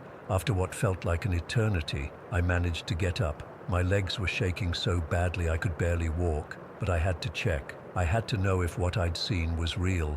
The kitchen was empty. Of course it was. But the chair, the one I'd heard moving, was pulled out from the table. It hadn't been like that earlier. I'm sure of it. I ran back to my room, slammed the door, and pushed my dresser in front of it. I spent the night with all the lights on, Milo hiding under the covers with me, both of us trembling. That was 3 weeks ago. Since then, things have escalated. Items disappear and reappear in different places. The TV turns on by itself in the middle of the night. My bedroom door opens and closes when I'm the only one home. Last week I found all the kitchen cupboards open when I woke up in the morning. I've tried researching what might be happening. Some people say it could be a poltergeist, a type of haunting associated with a specific person, usually an adolescent. Others suggest it might be a residual haunting, the energy of past events playing out like a recording. But what I saw wasn't a recording. It saw me. It knew I was watching it. I've also wondered if maybe it's attached to the apartment itself. After all, my family has lived here for generations. Who knows what might have happened here before them, or maybe it's attached to me specifically. Is that why it started when I was 10, stopped when I went to college, and started again when I moved back home? I don't know what it wants. I don't know if it's harmful or just there. But it's getting bolder, and I'm getting more scared. Last night, I woke up around 2 in the morning feeling like something was watching me. When I opened my eyes, there was a dark shape standing at the foot of my bed. Not the child-sized shadow I'd seen before, but something larger, more adult-sized. It didn't move, just stood there watching me. I could feel its eyes on me, even though I couldn't see them. I lay there paralyzed with fear for what felt like hours, but was probably only minutes. Then it just vanished. Not like it walked away or faded out. 1 second it was there, the next it wasn't. I don't know what to do anymore. I can't move out. This is my home, my family's home. But I can't keep living like this either, jumping at every sound, afraid to be alone in my own apartment. Whatever this thing is, it's getting stronger, more present, more real, and I'm terrified of what might happen next. Story 9. I never really believed my grandmother when she told me that mirrors could be doorways. She had all these superstitions about them. Never place them facing beds, don't have them opposite each other, cover them during thunderstorms. I brushed it off as old country folklore that didn't belong in modern America. But after what happened in my home 10 days ago, I'm not so sure anymore. My wife Fatima and I have lived in Millbrook for almost 3 years now. It's one of those quiet coastal towns where nothing much happens. The kind of place where everyone knows your business but pretends they don't. We bought our house because it was spacious, affordable, and had this amazing natural light that streamed through the windows in the afternoon. The previous owners had mirrors placed strategically around the house to amplify that light. I never paid much attention to them until about 2 weeks ago. I started feeling uncomfortable. It wasn't anything I could explain rationally. I'd walk past the hallway mirror and get this creeping sensation up my spine. The one that bothered me most was directly across from our bedroom door. Every time I'd walk out, I'd catch my reflection, and something about it just felt wrong. I mentioned it to Fatima one evening while we were doing the dishes. She laughed it off at first, but when I kept bringing it up over the next couple of days, she finally agreed to help me rearrange them. "If it makes you feel better, we'll move them," she said, probably thinking I was being ridiculous. And honestly, I felt ridiculous. A grown man afraid of mirrors, but the feeling wouldn't go away. We spent that Saturday afternoon moving them around. The big one from the hallway went to the living room. The one from the dining area got relocated to our bedroom wall, and the ornate antique mirror that had been facing our bedroom door, we took it down completely and stored it in the garage. I couldn't explain why, but I didn't want it in the house anymore. That left an empty space on the wall opposite our bedroom. Just a blank wall with a slightly darker rectangle where the mirror had hung. For some reason, that empty space bothered me almost as much as the mirror had. Fatima suggested hanging a painting or a photo there, but I kept putting it off. Something about that vacant spot felt significant, like it needed to stay empty. The first few days after rearranging everything, our house felt different. Not better, just different. There was this restless energy that hadn't been there before. I'd wake up in the middle of the night feeling like someone had called my name. Fatima complained about having strange dreams. Even our cat Jasper seemed agitated, staring at corners and jumping at nothing. I chalked it up to the change in atmosphere. Moving things around can do that, right? But deep down, I wondered if we'd made a mistake. Now, I should mention that I've always been somewhat sensitive to, let's call them, unexplainable things. As a kid, I saw shadows move when they shouldn't. I heard whispers in empty rooms. My parents took me to doctors thinking I had an overactive imagination or maybe even early signs of schizophrenia, but all the tests came back normal. Eventually, I learned to ignore these things, and over time, they mostly went away. Mostly. Yesterday was day 10 of Ramadan. Fatima and I had been fasting since dawn, and I was lying on the couch in the living room after work, conserving energy before iftar. Jasper was curled up near my feet, and Fatima was in the kitchen preparing food for when we could break our fast. The house was quiet, except for the occasional sound of pots and pans from the kitchen. I was scrolling through my phone, half dozing, when I heard it. A girl's voice, clear as day, coming from underneath the couch. "Hello," it said. Just that one word, but spoken with this lilting curiosity that made the hair on my arms stand up. At first, I thought I was hallucinating from hunger. When I've experienced strange things in the past, questioning their reality usually made them stop, so I mentally challenged what I'd heard. "That wasn't real, I'm just tired." But instead of disappearing, the voice came again. "I can see you," it whispered. The voice sounded young, maybe 8 or 9 years old, but there was something off about it, something not quite human. I froze, completely froze, and that's when I noticed Jasper. He'd gone rigid, his eyes fixed on the space beneath the couch. His ears were flattened against his head, and he was tracking something with his eyes that I couldn't see. "Who's there?" I tried to say, but it came out as a croak. The voice giggled, not a child's innocent laugh, but something that mimicked it poorly. "I've been here the whole time." I sat up quickly, my heart hammering in my chest. Jasper leapt off the couch and backed away, his tail puffed up to twice its normal size. "What the hell is that?" I said, loud enough that Fatima called from the kitchen asking if I was okay. The voice continued, now sounding like it was moving, not just under the couch but somehow within the floor itself. "You let me in," it said, the words stretching and distorting at the end. That's when I did something instinctual, something my grandmother had taught me when I was young and afraid of the dark. I recited the Ayatul Kursi, a prayer for protection. The effect was immediate. The voice cut off mid-word. The temperature in the room, which I hadn't even realized had dropped, suddenly returned to normal.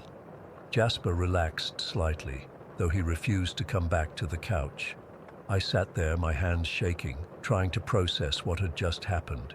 This wasn't like the vague experiences of my childhood. This was real, tangible, and witnessed not just by me, but by my cat, and it happened during Ramadan, of all times, when jinns and spirits are supposed to be bound, not roaming freely.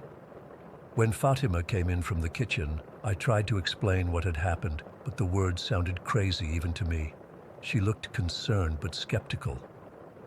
"Maybe you dozed off," she suggested gently. "You haven't been sleeping well since we moved the mirrors." I wanted to believe her. God, I wanted it to be just a dream or hallucination, but I knew better. And as the evening went on, other small things kept happening. The lights in the hallway flickered when no one was near the switch. Objects seemed to shift positions when we weren't looking, and twice I caught glimpses of movement in the new placement of mirrors, not reflections of anything in the room, but something else entirely. After we broke our fast and prayed, I suggested to Fatima that maybe we should put the mirrors back where they were originally. She looked at me like I was losing my mind. "You were the one who wanted them moved in the first place," she reminded me. "You said they were making you uncomfortable." "I know, but how could I explain that I thought we'd disturbed something? That the empty space where the mirror had been was somehow worse than the mirror itself?" We went to bed early, both exhausted from fasting and the strange tension in the house. I lay awake long after Fatima fell asleep, staring at the ceiling, listening for that voice. Around 2 in the morning, I got up to use the bathroom. As I passed the empty spot on the wall where the mirror had been, I swear I saw a faint outline glowing in the darkness, the exact dimensions of the missing mirror. I'm writing this now at 6 in the morning. I haven't slept. Fatima is still asleep, and Jasper has refused to leave the bathroom all night. I don't know what's happening in my home, but I know it has something to do with those mirrors and the spaces they've left behind. The voice under the couch said, "I let it in." But what is it, and how did moving mirrors around invite something into our home? The most terrifying part is that I don't think putting the mirrors back will fix this. Whatever came through that doorway is already here, and I don't know how to make it leave. I keep thinking about what my grandmother used to say. Mirrors remember everything they've reflected, and sometimes they reflect things from places we can't see. I never understood what she meant until now. But as the sun rises and I sit here watching the empty space on our wall, I can feel something watching back, something that came from the other side of that mirror and is now free in our home. And I'm afraid it's only a matter of time before it does more than just speak to me from under the couch. Story 10. I still can't sleep properly since it happened 3 weeks ago. I keep checking my car's rear bumper and locking my doors twice. Maybe writing this out will help me process it, or at least warn others. It was the last Friday in October, and I was driving back from visiting my cousin in Cincinnati. I should have left earlier, but we got caught up reminiscing about our childhood, and suddenly it was already getting dark. I figured I'd be fine. It's only a 4-hour drive back to Columbus, and I've done longer drives at night before. The weather forecast had mentioned a chance of storms, but what hit that night was something else entirely. About an hour into my drive, the sky opened up. I'm talking the kind of rain where your wipers can't keep up even at full speed. The highway was practically empty, just occasional headlights in the distance that disappeared almost as quickly as they appeared. My gas light came on somewhere past Wilmington. I hadn't been paying attention to the gauge, and now I was kicking myself for it. My phone showed 19% battery, and the GPS signal kept cutting in and out. The last thing I needed was to run out of gas on a back road in the middle of nowhere during a storm. I took the next exit I saw, which led to a narrow 2-lane road with no streetlights. The darkness was suffocating, broken only by my headlights reflecting off the sheets of rain. My stomach was growling too. I hadn't eaten since lunch, and it was already past 9. After about 15 minutes of driving through what felt like absolute nothingness, I saw a dim glow ahead. As I got closer, I could make out the shape of a gas station with a flickering neon sign that read, "Open 24 hours." The place looked like it hadn't been updated since Reagan was president. One of those old-school stations with just 2 pumps and a small convenience store attached. I pulled up to the pump, relieved to have found something. The overhead light was flickering and the rain hammered on my car roof as I tried to get the pump working. It looked ancient with faded numbers and buttons that stuck when pressed. Eventually I got it going and filled my tank, hunching my shoulders against the rain. When I went inside to pay, a little bell jingled above the door. The interior was just as dated as the outside, linoleum floors with a pattern that might have been trendy in 1985, shelves stocked with dusty snack packages, and a buzzing fluorescent light that gave everything a sickly green tint. Behind the counter stood a woman who I guessed was in her 50s. Her gray-streaked hair was wild and uncombed, sticking out in all directions like she'd just been electrocuted. She wore a faded blue uniform shirt with no name tag. When I walked in, she was staring at nothing in particular, but her eyes snapped to me immediately. "Evening," she said, with this weird smile that didn't reach her eyes. "Nasty night to be out driving." "Yeah, got caught in the storm," I replied, grabbing a bag of chips and a bottle of water. "How much for the gas plus these?" As she rang me up, I noticed how she kept watching me. Not just normal watching, but like she was studying me, memorizing my features. 1 second her expression was friendly, almost too friendly, and the next it would shift to something more calculating. "You passing through?" she asked, her fingers tapping restlessly on the counter. "Just heading back to Columbus," I said, not wanting to give too much information. Something about her made me uneasy. Long drive in this weather, dangerous. She emphasized that last word in a way that made my skin crawl, while waiting for my credit card to process, which took forever on what looked like a dial-up connection. I noticed a faded photograph propped up next to the register. It showed a family, mom, dad, 2 teenage kids, smiling in front of what looked like the same gas station, but newer. "Family?" I asked, trying to make normal conversation despite the growing unease in my stomach. Her eyes flicked to the photo, and something dark passed over her face. "Just some folks who used to come around here," she said dismissively. "Don't come by anymore." The way she said it felt loaded with meaning I couldn't understand. My transaction finally went through, and she handed me the receipt with that same unsettling smile. Drive safe now. Roads get tricky around here when it's dark and wet. People make wrong turns, get lost sometimes. I thanked her quickly and headed for the door, eager to get back on the road despite the storm. As I walked back to my car, something caught my eye near the side of the building. In the dim light and through the rain, I could make out what looked like a pile of shoes. Just regular shoes, different sizes and styles, scattered in the mud as if they'd been tossed there carelessly. I don't know why, but the sight of those abandoned shoes hit me like a punch to the gut. Who leaves their shoes behind, and why were there so many? Against my better judgment, I went back inside. The bell jingled again, and the woman's head snapped up with an expression that was almost predatory before she smoothed it into that fake smile. Forget something. I noticed the shoes outside, I said, instantly regretting bringing it up when I saw her expression harden. Is there a donation bin or something?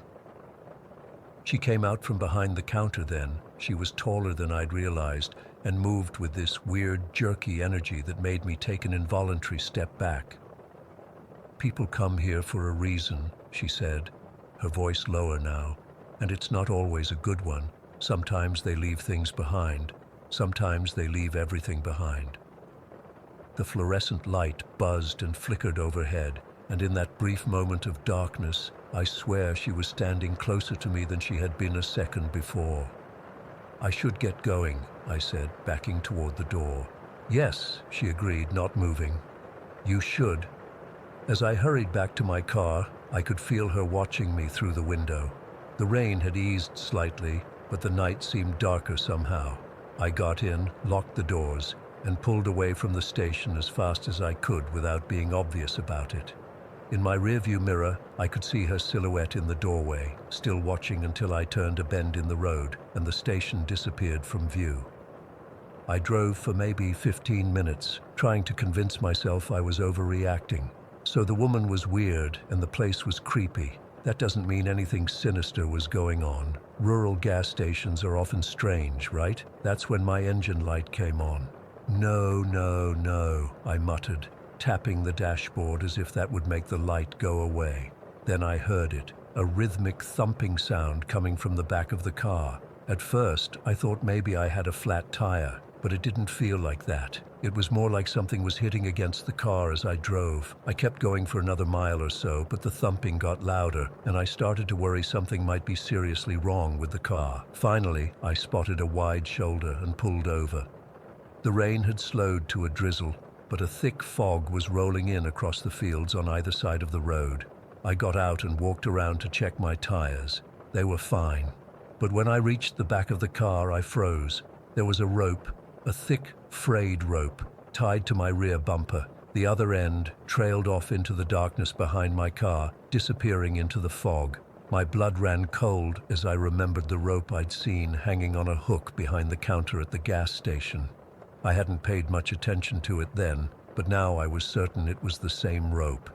As I stood there, paralyzed with fear, I heard something that made my heart stop. Footsteps. Slow, deliberate footsteps coming through the fog from the direction the rope led. I didn't think, I just reacted.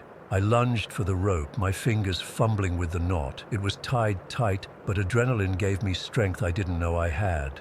The footsteps were getting closer, and through the fog, I could make out a tall, shadowy figure moving toward me. The knot finally came loose, just as the figure emerged from the fog, maybe 30 feet away. I couldn't see their face, but somehow I knew it was her. I jumped back in my car, slammed it into drive and floored it, watching in my rearview mirror as the rope fell away and the figure became smaller, then disappeared in the fog and darkness. I drove like hell, ignoring speed limits, taking turns too fast, just wanting to put as much distance between me and that place as possible.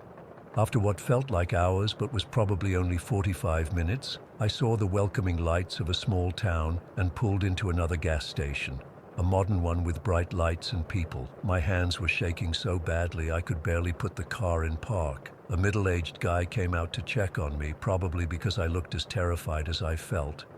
"You okay there?" he asked, peering at me through my window. I rolled it down and tried to explain what had happened, though I'm sure I sounded completely insane. To my surprise, his expression grew serious as I mentioned the old gas station. "That place on County Road 37?" he asked. When I nodded, he let out a long breath. "That station's been closed for years. Official story is the owners abandoned it after business dried up when the new highway went in." "But I was just there," I insisted. "There was a woman—" "Listen," he cut me off, looking around as if to make sure no one else was listening. "That place has a history. People go missing around there, not often enough to make headlines, but local folks know to avoid that road, especially at night." He told me about rumors of travelers who stopped there and were never seen again, about strange lights seen in the woods behind the property, about the old owners who disappeared one night, leaving everything behind. I didn't sleep that night, or much since then. I reported what happened to the police, but they didn't take me seriously. I even drove back there in daylight a week later with a friend, but we couldn't find the gas station, just an overgrown dirt track where I thought the turnoff had been.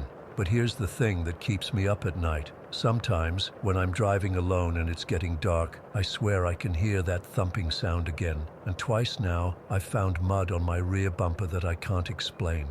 I don't know what happened that night, or who, what that woman was. All I know is that I can't shake the feeling that something from that gas station followed me home, something I managed to escape from physically, but that's never truly left me behind.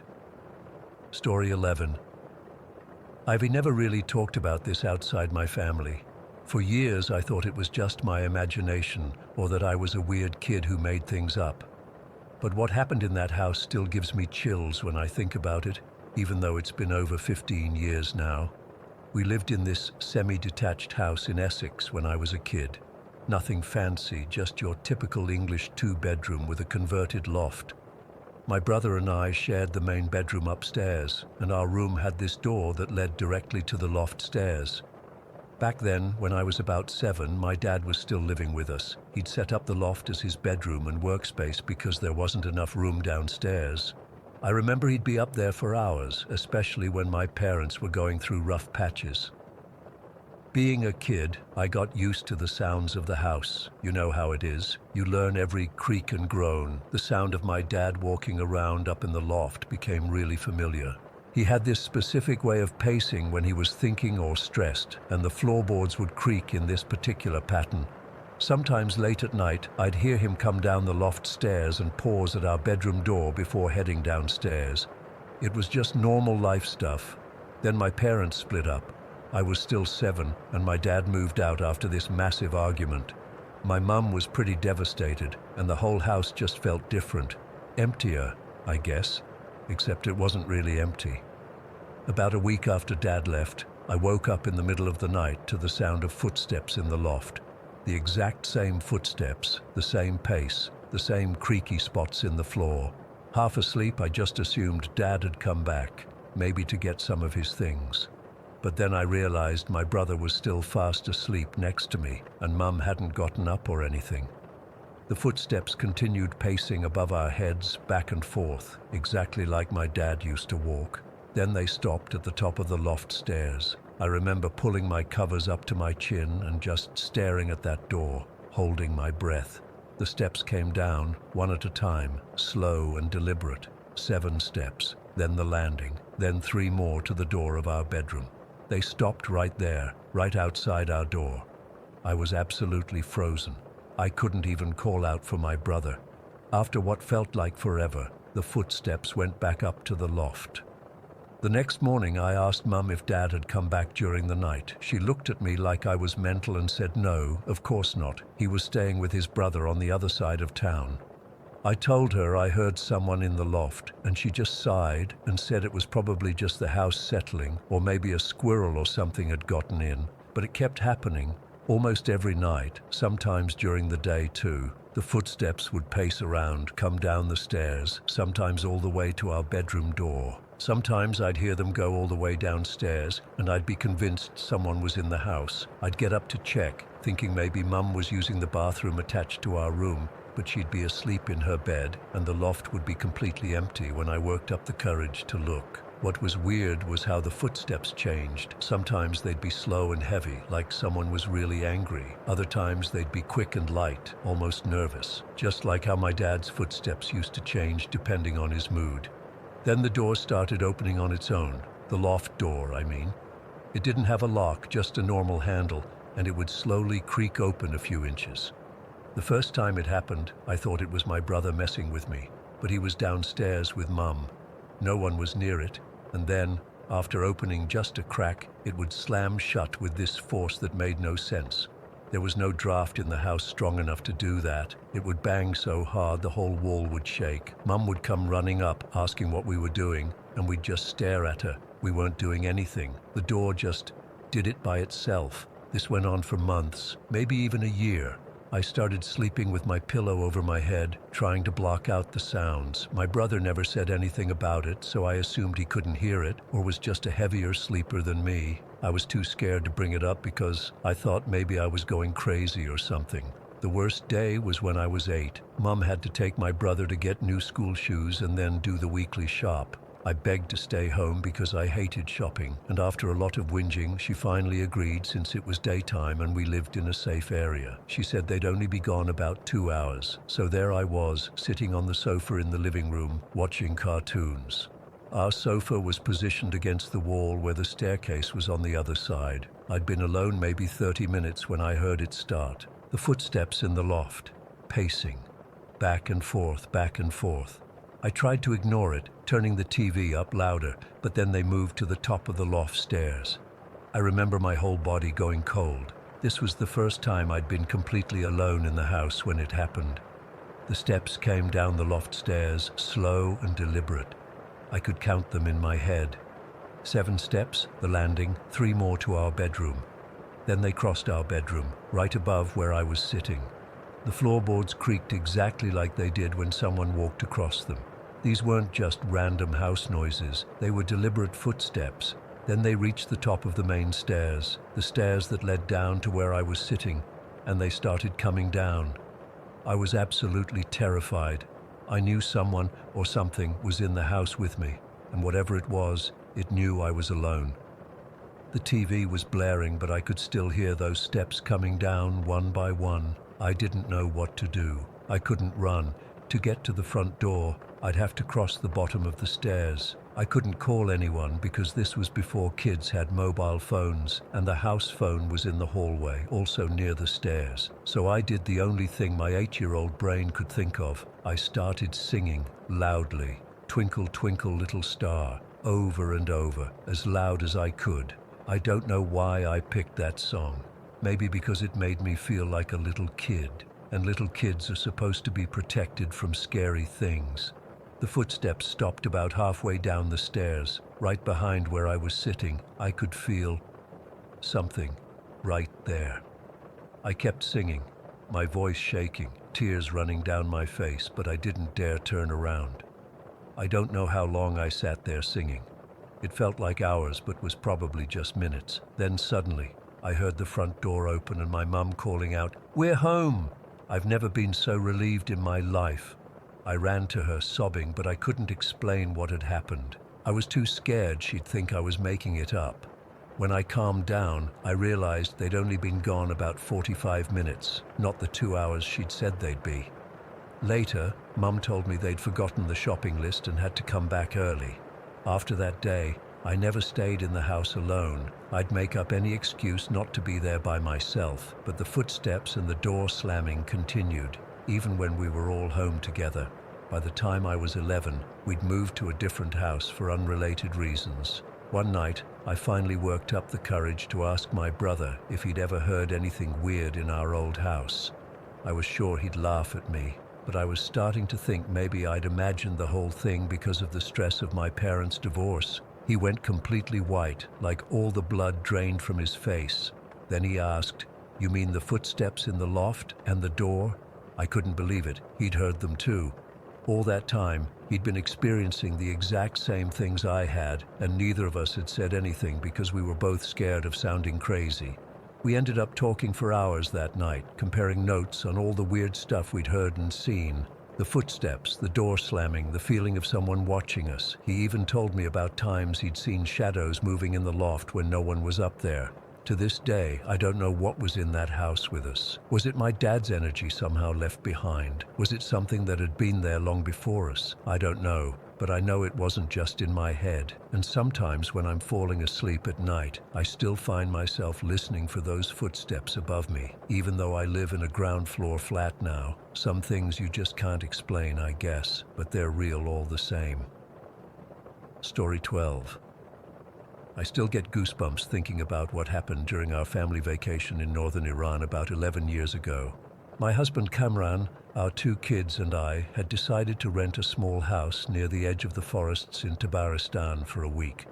It wasn't anything fancy, just a simple 2-bedroom place with basic amenities, but the location was absolutely breathtaking. The Caspian Sea was visible from one side, and the dense, mysterious forests stretched toward the mountains on the other. We'd chosen this place because it was affordable, but also because my mother had grown up in a village nearby, and I wanted my children to experience the region's natural beauty. What we didn't expect was to capture something on camera that would haunt me to this day. On our 3rd night, we decided to have a traditional family dinner with kebabs cooked over an open fire. Kamran set up a small fire pit about 20 meters from the house in a clearing that the owner said was safe for cooking. It was late March, still quite cool in the evenings, and the fire looked beautiful against the darkening sky. The kids were excited, helping their father arrange the skewers while I prepared rice and vegetables inside. When the kebabs were almost ready, a light drizzle started, and we decided to move our dinner indoors. Kamran quickly finished cooking the meat while I set the table. The kids came inside first, and I called to my husband that everything was ready. He brought in the platter of kebabs, but left the fire burning outside, saying it would die down on its own soon enough. As we sat down to eat, I suddenly remembered I wanted to record some of our vacation for my sister who couldn't join us. I grabbed my phone and started filming our meal, the kids making faces at the camera. Then I walked to the window to capture the beautiful scenery outside, the distant mountains, the edge of the forest, and our little campfire still flickering in the light rain. I remember zooming in on the fire, thinking how pretty it looked against the growing darkness. Nothing seemed unusual at that moment. We finished our dinner, played some board games with the kids, and eventually went to bed. Nothing out of the ordinary happened that night. No strange sounds, no odd feelings, nothing that would have warned us about what we'd discover the next morning. After breakfast, I was showing the kids the videos I'd taken the night before. My son Amir, who was 10 at the time, pointed at the screen and asked, "Maman, who are those people by the fire?" I looked more closely, confused, because we had all been inside when I was filming. That's when I first noticed them. At least 3 blurry, human-like figures moving around our campfire. I felt my blood run cold. "Kamran," I called, trying to keep my voice steady so as not to frighten the children. "Come look at this." My husband came over, and I replayed the video. In the footage, you could clearly see our campfire burning in the distance, and then, as I zoomed in, these figures became visible. They weren't fully formed like humans, more like translucent, smoky silhouettes that moved in ways that seemed both fluid and unnatural. They circled the fire, and at one point one of them appeared to jump directly over the flames, followed by another. "What is that?" Kamran whispered, taking the phone from me to look more closely. He replayed that section several times, his face growing paler each time. My daughter Layla, who was 7, peeked over his shoulder. "Are they dancing, Baba?" And she was right. Their movements did resemble dancing. It reminded me of something I hadn't thought about in years, the traditional jumps over fire during Chaharshanbe Suri, our Scarlet Wednesday festival before Nowruz. The way they moved around the flames, the way they leaped over them. It was disturbingly similar to our ancient ritual. Kamran's hands were shaking as he handed the phone back to me. "We need to call my mother," he said quietly. His mother was deeply religious and knowledgeable about the old ways and beliefs. When we called and described what we'd seen, she didn't seem surprised. Instead, she grew very serious and told us what I had already begun to suspect. We had recorded jinn on our camera. The forests of northern Iran, especially in the Tabaristan region, have always been rumored to be home to such entities. Some locals call them jinn, others diev or pari. My mother-in-law instructed us to recite specific prayers immediately and advised us to leave the rental as soon as possible. She also warned us not to discuss what we'd seen with others, especially not with the locals. "Some things are better left undisturbed," she told us before hanging up. But I couldn't stop watching the video. Each time I noticed new details, how one figure seemed taller than the others, how they sometimes moved in perfect synchronization, how they never once looked toward the house where I was filming. I showed it to Cameron again, and he noticed something I hadn't. When the figures jumped over the fire, the flames reacted, bending and flickering as if disturbed by actual physical beings. We packed up that same day, making an excuse to the rental owner about a family emergency. Before leaving, I walked out to where the fire had been. The ashes were cold, and there were no footprints in the soft earth around the fire pit, at least none that looked human. There were odd indentations, almost like someone had poked the ground repeatedly with a stick, forming patterns that made no sense to me. On the drive back to Tehran, we agreed to keep what happened to ourselves. The children seemed to have accepted our explanation that it was probably just smoke forming strange shapes, and we didn't want to frighten them further. But that night, in our home, I transferred the video to my computer just to be sure I wouldn't lose it. For several weeks, we didn't speak about what happened. Then one evening, after the children were asleep, Kamran mentioned that his colleague from Mazandaran, another northern province, had experienced something similar while camping. Apparently, it wasn't uncommon for people to glimpse these entities near fires in those forests. According to his colleague, they were attracted to fire. Either they enjoyed it or were trying to extinguish it to protect their habitat from forest fires that frequently threaten the region.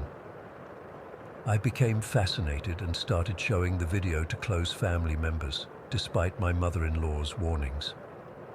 My sister was skeptical, but couldn't explain what we had captured. My brother thought it might be some kind of animal, perhaps monkeys, though there aren't any in that region. My cousin, who worked with digital media, swore the video hadn't been tampered with. Then strange things started happening. My phone began malfunctioning, battery draining suddenly, turning off unexpectedly, files disappearing. One morning, about 2 months after our trip, I discovered that the video was gone from both my phone and my computer. The only copy left was the one I'd sent to my email as a backup. When I tried to open that file, my computer crashed. When I restarted it, the email was there, but the attachment wouldn't open. It was as if something was preventing us from viewing or sharing that footage again. By this point, I had shown the video to maybe 10 people. Most were family members, but I had also shared it with a couple of neighbors who were interested in paranormal phenomena. One of them, an older woman from the north herself, recognized the movements of the figures immediately and became visibly distressed. She performed a quick prayer and refused to watch anymore, telling me I shouldn't have this on my devices. About a year later, we visited the same region again for a family wedding. During the celebration, I overheard 2 locals discussing a video of fire dancers that had been circulating. My heart nearly stopped when I realized they were describing our footage. Apparently, one of the people I had shown it to had recorded it from my phone screen with their own device and shared it. The video had spread through the local Bluetooth networks, passed from phone to phone throughout the northern communities. People were discussing it in hushed tones, some claiming it was proof of the forest entities their grandparents had warned them about, others saying it was clearly edited or a natural phenomenon misunderstood. I approached one of the men cautiously and asked about this video. Without knowing I was its source, he eagerly offered to show it to me, but couldn't find it on his phone. He claimed everyone had seen it, though. The video of the jinn dancing around the tourists' fire. Over the years, I've tried to track down this video. My original copy is long gone, lost when that phone eventually died completely and couldn't be recovered. I've searched online, asked in local forums, even contacted people in the area where we stayed. but it's as if the video has vanished as mysteriously as those figures appeared. My son, now in university in Mazandaran, tells me he's met at least 3 unrelated people who claim to have seen the video years ago. They all describe the same thing: blurry figures dancing around a campfire, jumping over flames in ways that remind them of Chahar Shanbe Suri traditions, but none of them have a copy anymore, and no one seems to know where it originated. Sometimes I wonder if those entities somehow erased their own images from our devices, if they didn't want to be seen or studied, or perhaps my mother-in-law was right, and discussing them too openly invited some kind of interference. What haunts me most isn't just what we saw, but the questions it raised. Were they trying to communicate? Were they simply curious about our fire? Were they performing some ritual of their own that resembled our traditions, or had they learned from watching humans celebrate for centuries? I still can't explain what we captured that night. Sometimes I almost convince myself it was just smoke and shadows playing tricks on our eyes. But then I remember how the flames bent when they jumped, how they moved in perfect unison, how the ground around the fire showed no human footprints the next morning. Whatever they were, jinn, forest guardians, or something science hasn't explained yet, they were there with us that night, dancing around our fire when they thought no one was watching.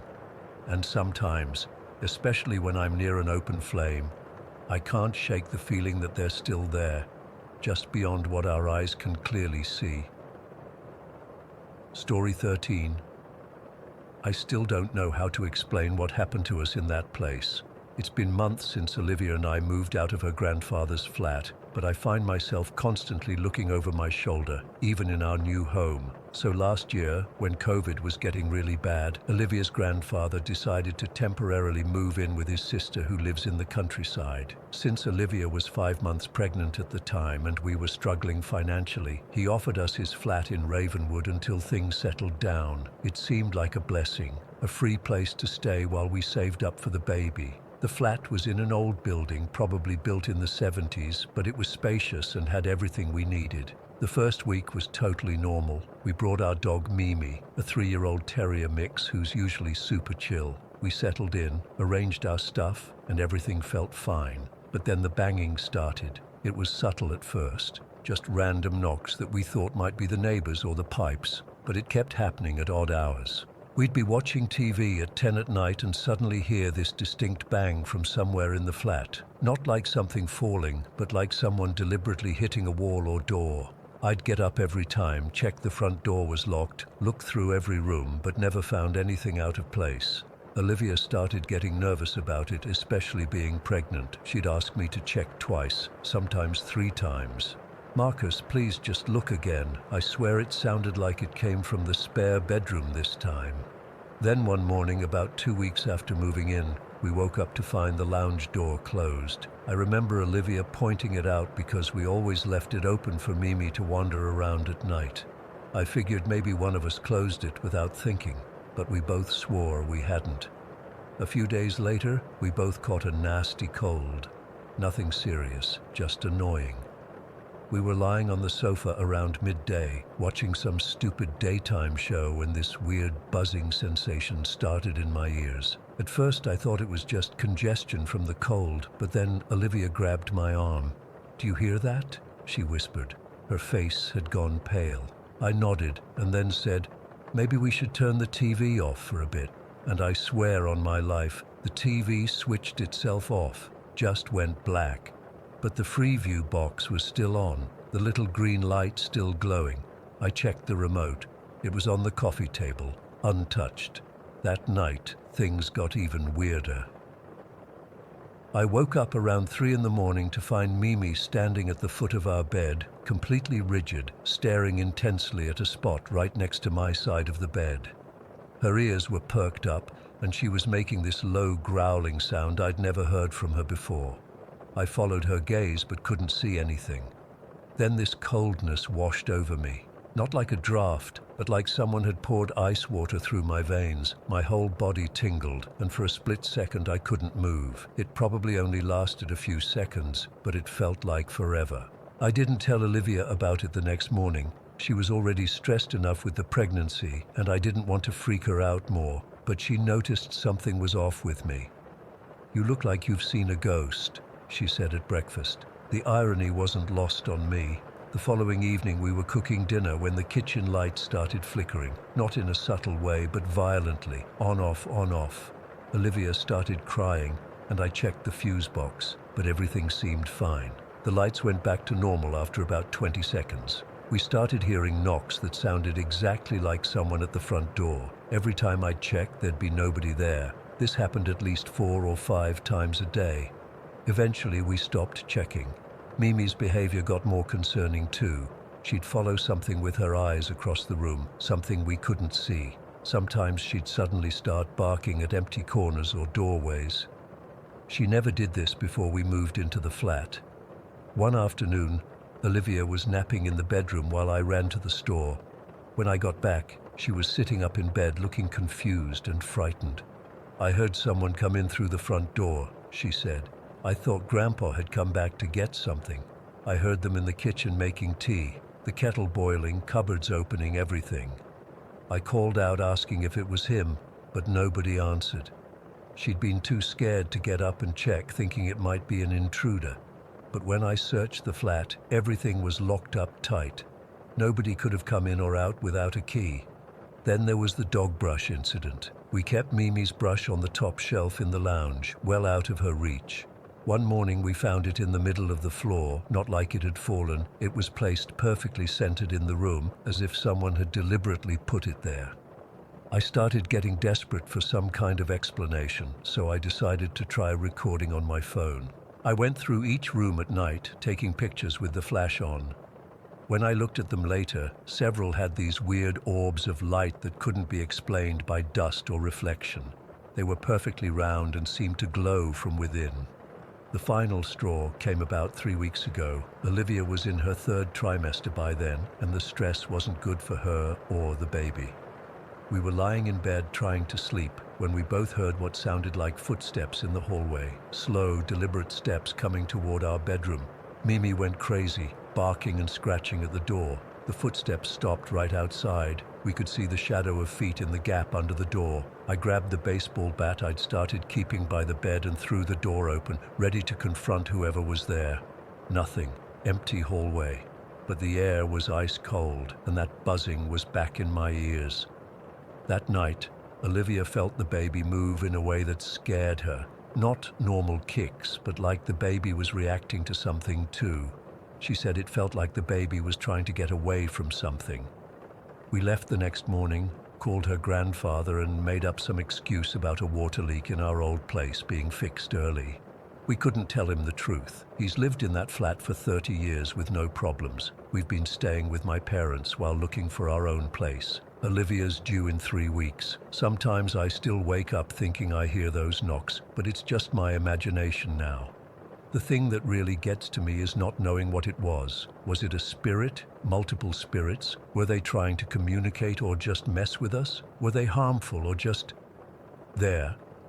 I've researched the building's history, but found nothing significant. No deaths, no tragedies, nothing to explain what we experienced.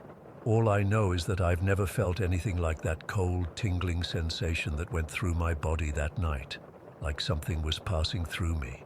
And sometimes, even now, I catch Mimi staring at empty corners in my parents' house, and I wonder if whatever it was followed us here. I don't believe in ghosts, or at least I didn't. But I can't explain what happened in that flat.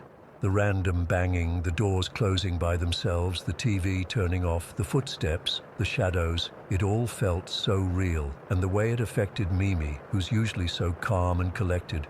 We never told Olivia's grandfather. What would we even say? "Hey, by the way, your flat is haunted." He's lived there for decades without issues. Maybe whatever was there only responded to us, or maybe to Olivia's pregnancy. I've read that pregnant women can sometimes attract paranormal activity.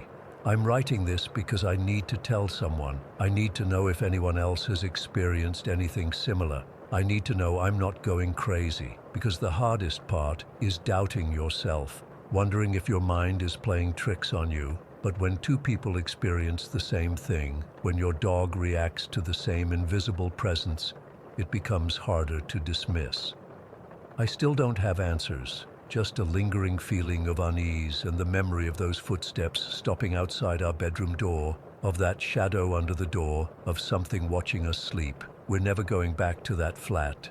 And sometimes when Olivia's asleep, I find myself staring at her pregnant belly, wondering if our baby somehow sensed what we couldn't fully see. Maybe some places just have energy we can't explain, or maybe there are things in this world that we're not meant to understand. All I know is that I'm keeping my family far away from that flat and whatever was in there. Story 14. I still get chills thinking about that house in Springfield. It's been 13 years, but what happened there still messes with my head. I was 16 when we moved in during the summer of 2010. My parents thought it was a steal. 4 bedrooms, 2 bathrooms, a finished basement, and this weird little attic space that became my older sister Amanda's bedroom. Mom said we were lucky to find such a good deal in a nice neighborhood. Now I know why it was so cheap. The first few weeks were normal, just unpacking and getting used to a new town before school started. I shared a room with my younger brother Tyler. My 2 younger sisters had their room, my parents had theirs, and Amanda got the attic because she was 17 and needed privacy. The attic had been converted into this cute little bedroom with slanted ceilings and a small closet built into the wall. Looking back, I wish we'd never let her stay up there. The first weird thing happened about a month after we moved in. It was a Friday night, and Amanda was sleeping over at her new friend's house. My parents had gone to bed early, and it was just me and Tyler playing video games downstairs. Around midnight, we heard this strange sound coming from upstairs, like someone was rolling marbles across the floor, one after another. At first, I thought maybe it was the house settling or something, but Tyler heard it too. "What's that noise?" he whispered. "Probably just the pipes," I said, trying to sound convincing, but it wasn't pipes. It was definitely the sound of marbles rolling, stopping, and then rolling again, coming from Amanda's room, the attic, where no one was supposed to be. We looked at each other and I could tell Tyler was freaked out. I was too, but being the older brother, I had to act brave. "Let's go check it out," I said, pausing our game. We crept up the stairs and the sound got louder. When we reached the second floor, we could clearly hear it coming from the pull-down ladder that led to Amanda's attic room. The rolling sound, then silence, then rolling again, like someone was playing a game by themselves. Tyler grabbed my arm. "I don't want to go up there." I didn't either, but I was too stubborn to admit it. It's probably just a mouse or something, but mice don't play with marbles. We stood at the bottom of the pull-down ladder, listening. The sounds continued for another minute, then suddenly stopped. Complete silence. I remember the hair on my arm standing up. Something felt wrong. "Hello?" I called up, immediately regretting it. No answer. After a few moments of silence, I worked up the courage to pull down the ladder. It creaked as it unfolded, and I swear the temperature dropped about 10 degrees. I climbed up first, Tyler right behind me. Amanda's room was empty. Moonlight streamed through her window, illuminating her neatly made bed, her desk with school books stacked on top, posters on the wall, normal teenage girl stuff. Nothing seemed out of place, until I stepped on something that rolled under my foot. I almost fell, catching myself on Amanda's dresser. I looked down and saw a small blue glass marble. Then I noticed another one, and another. There were dozens of them scattered across her floor, as if someone had been playing with them. "Where did these come from?"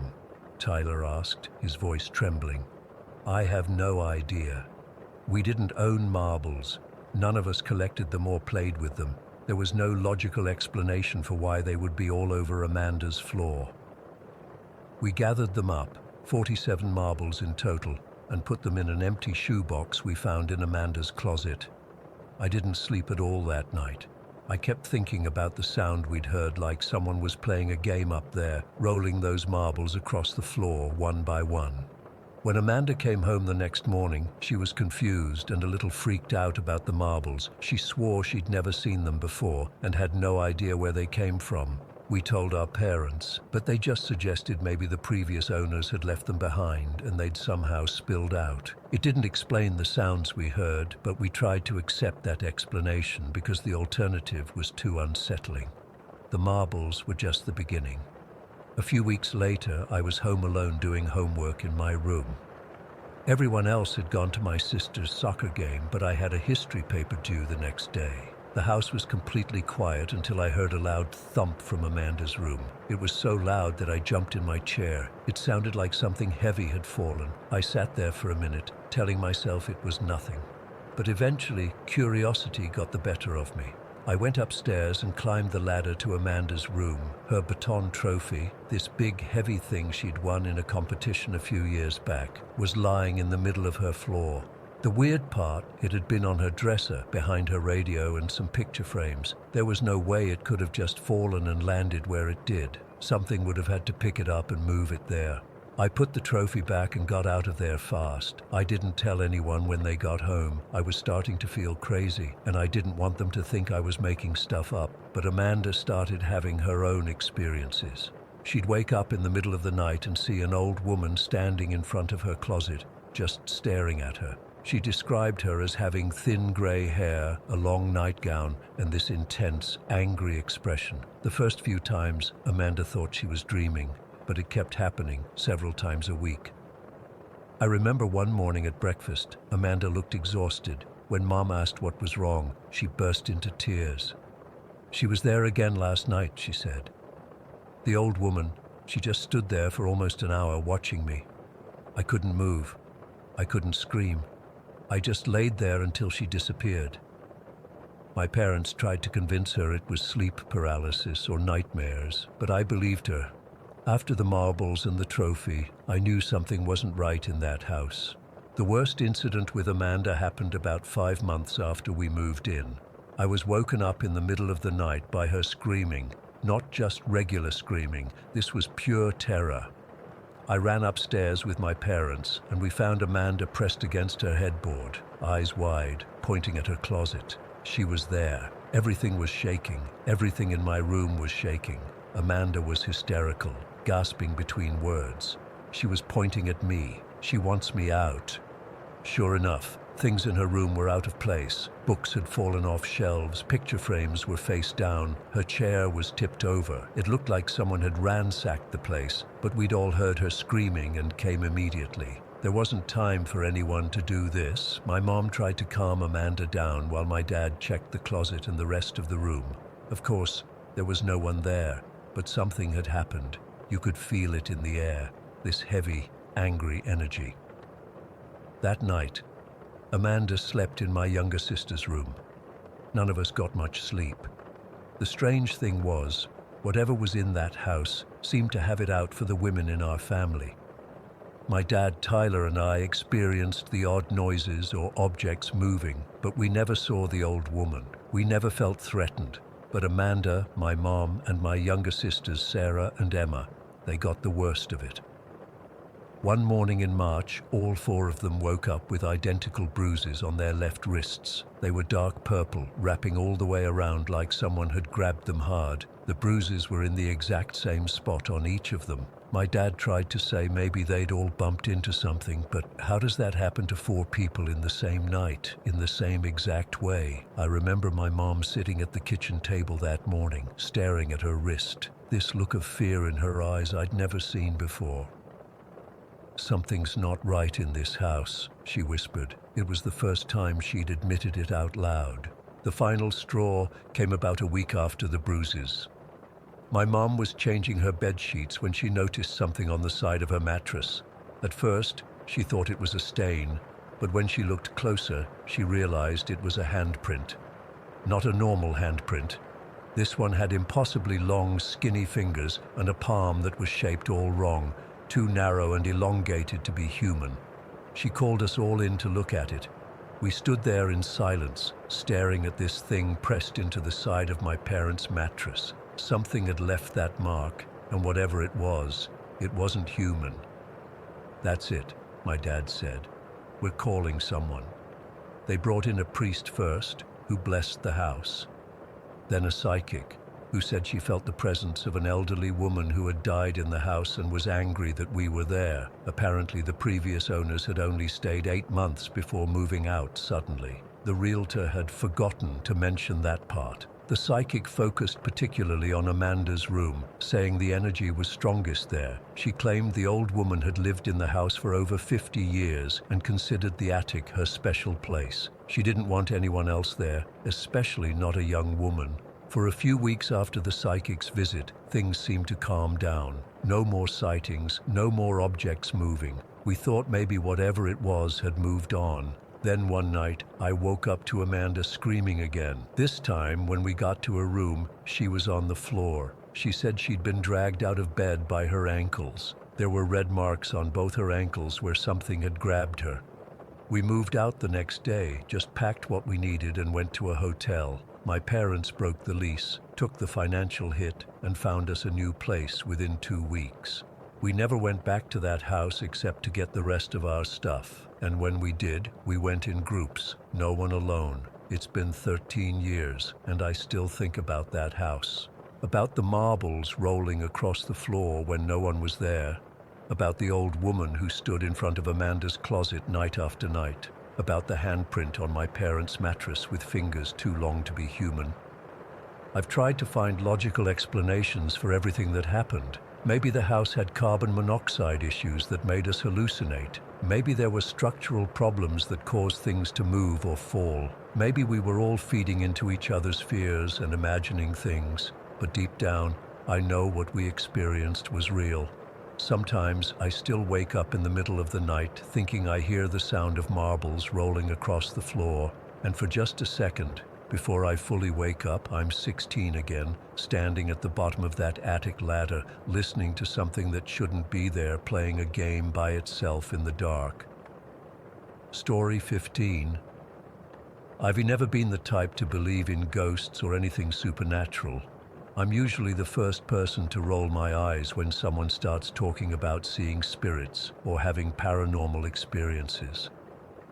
But something happened to me about 2 years ago that I still can't explain, and it honestly freaks me out every time I think about it. For some background, my mom's older sister, my Aunt Teresa, holds this memorial thing every October for her ex-boyfriend Thomas, who died in a motorcycle accident.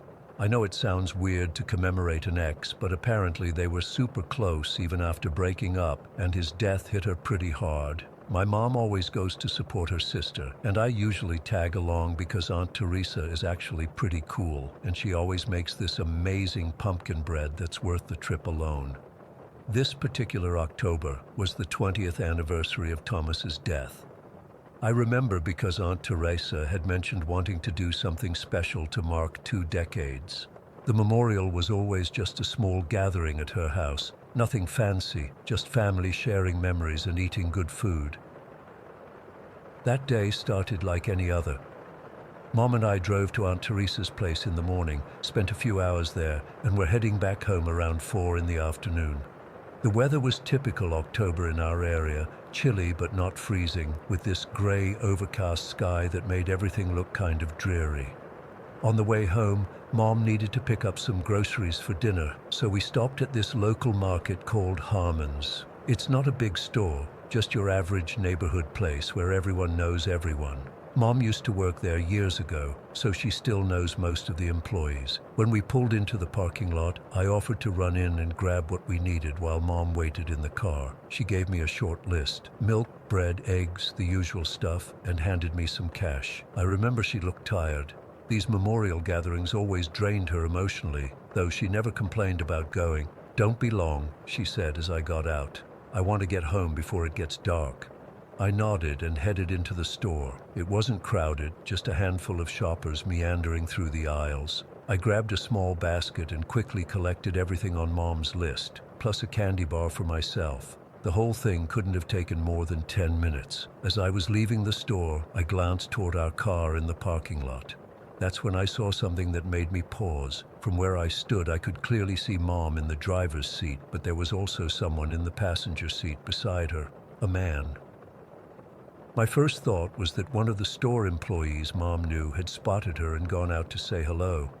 I didn't think much of it as I walked toward the car, juggling the grocery bag in one arm while unwrapping my candy bar with my free hand. I remember noticing that the man seemed to be leaning slightly toward Mom, like they were deep in conversation. From that distance, all I could really make out was that he had dark hair and was wearing what looked like a brown jacket.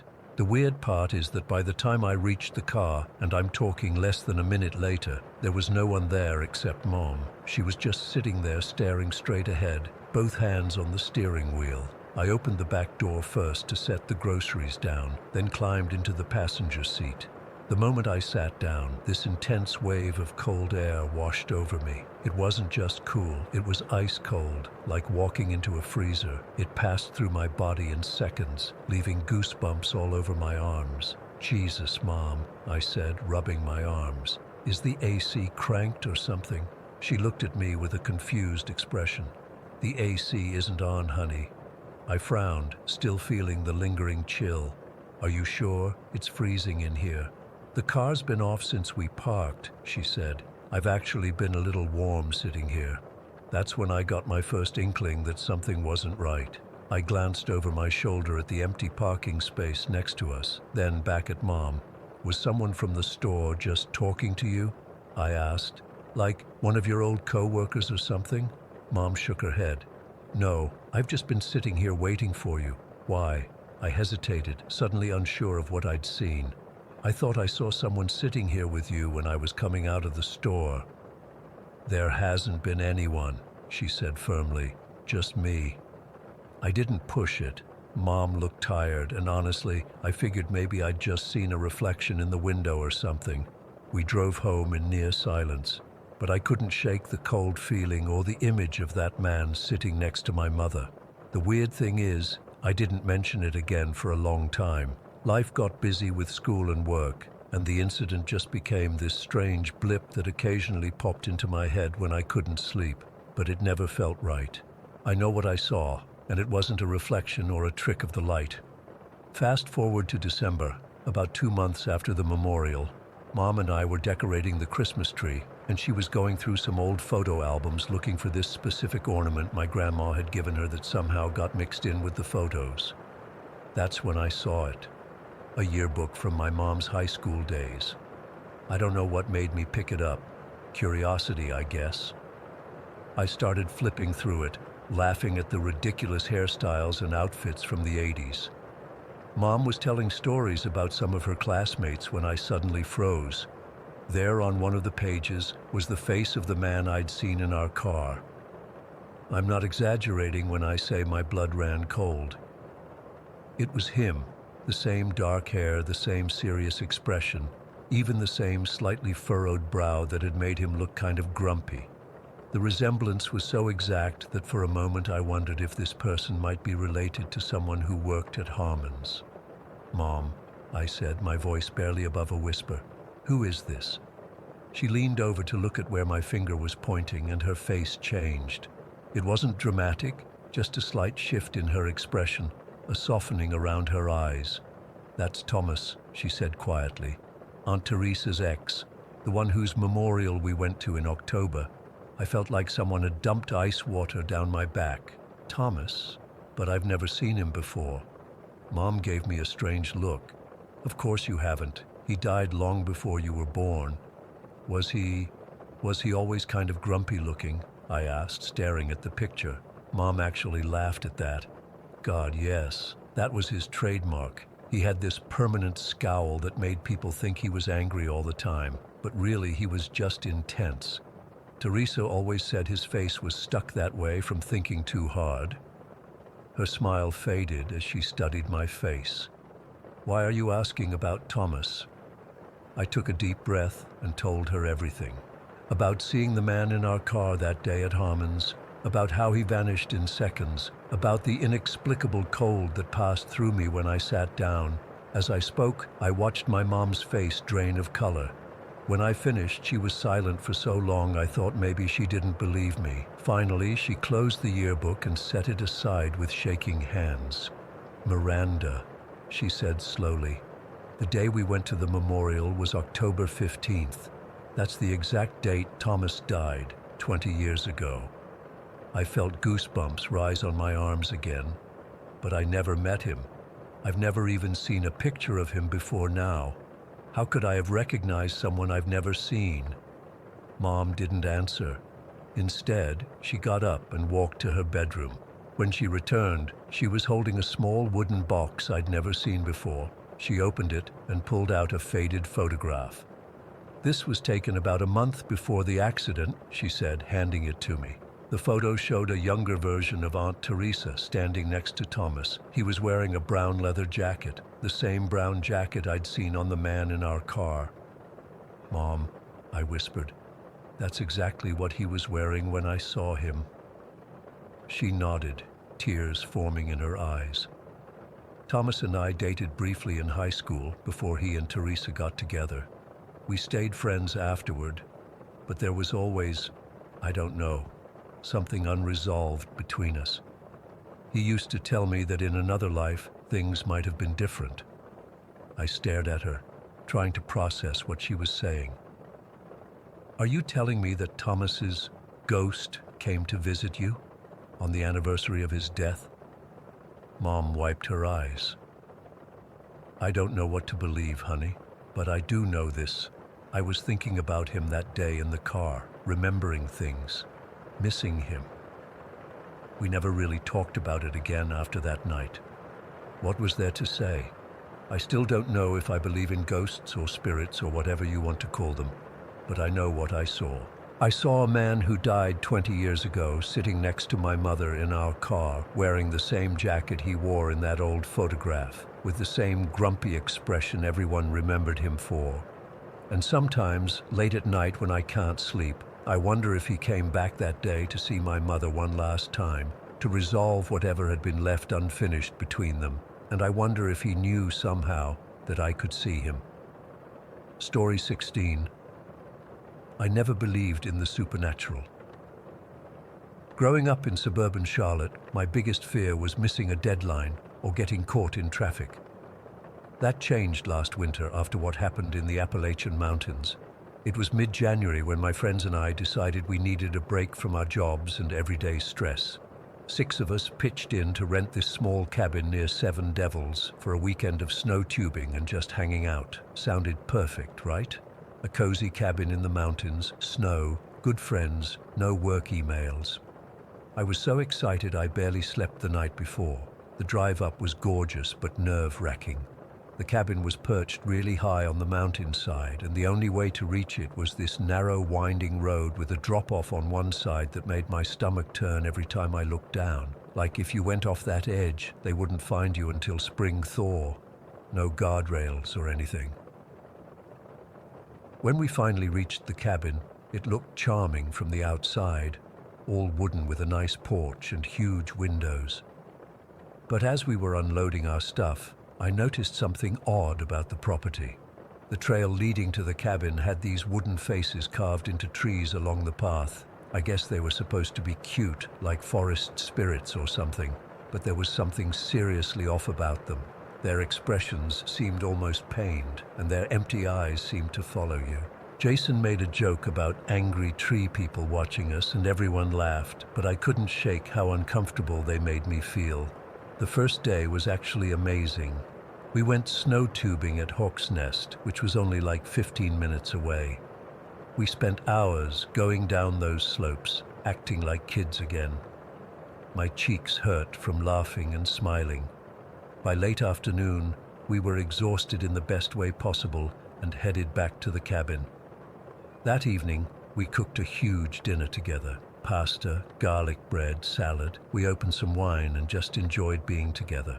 Later, we used the hot tub on the deck while watching the stars, which were incredibly bright up there with no city lights around. Then we dried off, changed, and played board games until about 1 in the morning. Nothing weird happened that night. Nothing that would make me think twice about any of it. We all said goodnight and went to our rooms. I was sharing a room with my friend Amber, and I fell asleep almost immediately. I was just so tired from all the physical activity. I woke up around 4 in the morning, absolutely drenched in sweat. It was weird because the cabin wasn't hot at all. In fact, the heating wasn't great, and we'd been keeping it at like 68 degrees. But I was soaking wet and felt this weird heaviness in my chest, like something was pressing down on me. At first, I thought maybe I was getting sick, coming down with a fever or something. I got up to use the bathroom and splashed some cold water on my face. The cabin was dead silent except for the occasional creaking of the wood, which is normal for these old places. After using the bathroom, I decided to get some water from the kitchen. That's when I saw it. The front door was standing wide open, not just unlocked, but fully open, letting in freezing mountain air. My first thought was that someone had gone outside for some reason, but it was 4 in the morning and absolutely freezing. Plus, everyone's shoes were still by the door. I walked over and looked outside. Nothing but darkness and trees, no footprints in the snow on the porch. I figured maybe the wind had blown it open, though it would have had to be pretty strong. The lock was one of those old-fashioned manual deadbolts, nothing electronic that could malfunction. I pulled the door shut, turned the deadbolt, and even tested the handle to make sure it was properly locked. It was secure. I got my water and was heading back to my room when I heard it, the sound of the door handle rattling. I froze mid-step. At first, I thought maybe it was just the house settling or the wind, but then I slowly turned around. What I saw next makes my skin crawl even now. The deadbolt, the manual, mechanical deadbolt that I had just locked, was turning by itself, slowly, deliberately, like someone was on the other side turning it, except I could see through the window in the door that there was nobody there, just darkness. Then the door began to open, slowly, inch by inch. Not like it was being blown by wind, but like someone was carefully pushing it open, trying not to make noise. But there was nobody there. I could see through the window that there was absolutely nobody on the porch. I stood there paralyzed. My brain couldn't process what I was seeing. I kept thinking there had to be an explanation. Maybe the lock was broken. Maybe someone was playing a prank. Maybe I was still asleep and this was just a vivid nightmare. But I knew I was awake. The cold air hitting my face from the open door was too real. After what felt like forever but was probably only seconds, I managed to move. I walked back to the door, heart pounding so hard I could hear it in my ears. With shaking hands, I pushed it closed again and turned the lock. This time I stood there watching it, half expecting it to unlock itself again right in front of me. It didn't. Not while I was standing there anyway. I debated waking someone up but decided against it. What would I even say? Hey, the door opened by itself. They'd think I was losing it or just hadn't locked it properly the first time. So instead I grabbed a blanket from the couch, wrapped myself in it, and sat in a chair with a clear view of the front door. There was no way I was going back to sleep. I sat there for the next 3 hours until the sun started to rise, just staring at that door, jumping at every creak and groan of the cabin. Nothing else happened that night, but I couldn't shake this feeling of being watched, like something was waiting just outside. When everyone else started waking up around 7:30, I was still sitting there, exhausted and shaken. My friends noticed I looked terrible, and I told them I hadn't slept well because I thought I heard noises. I didn't mention the door. Even now it sounds crazy when I say it out loud. We made breakfast together, and I started to feel a little better in the daylight with everyone awake and joking around. We had planned to go hiking that morning before checking out and heading home, but as we were cleaning up from breakfast and packing our things, we all heard it. A knocking sound coming from the woods around us. Deep, hollow knocks. 2 knocks. Then a pause. Then 2 more. Over and over. It wasn't like someone knocking on a door. It was deeper, more resonant, like something hitting a hollow tree trunk, and it seemed to move, coming from one direction and then another. "What is that?" Amber asked, pausing from folding her clothes. "Probably a woodpecker," Jason said, but even he didn't sound convinced. "In January," Mike replied, shaking his head. "Woodpeckers aren't active in winter." We all went silent, listening to those knocks. 2, pause, 2, pause, moving around the cabin like whatever was making the sound was circling us. "Let's just finish packing and get out of here," I said, trying to keep my voice steady.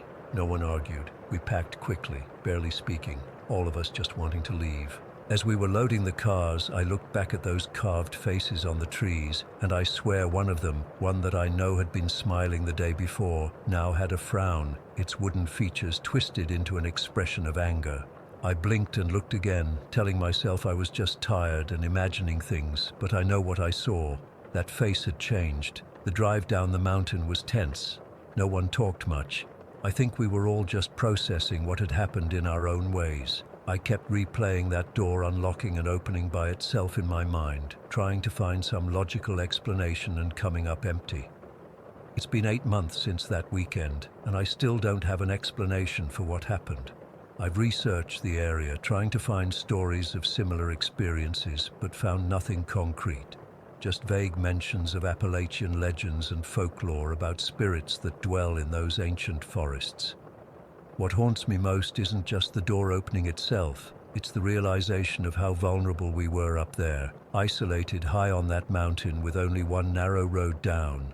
If whatever opened that door had more malevolent intentions, where would we have gone? How would we have escaped? I haven't been back to the mountains since then. My friends want to rent a cabin again this winter, somewhere different, but I keep making excuses. They think I'm just being dramatic, but they didn't see what I saw. They didn't sit up all night watching a locked door, afraid it would open again to reveal nothing but darkness.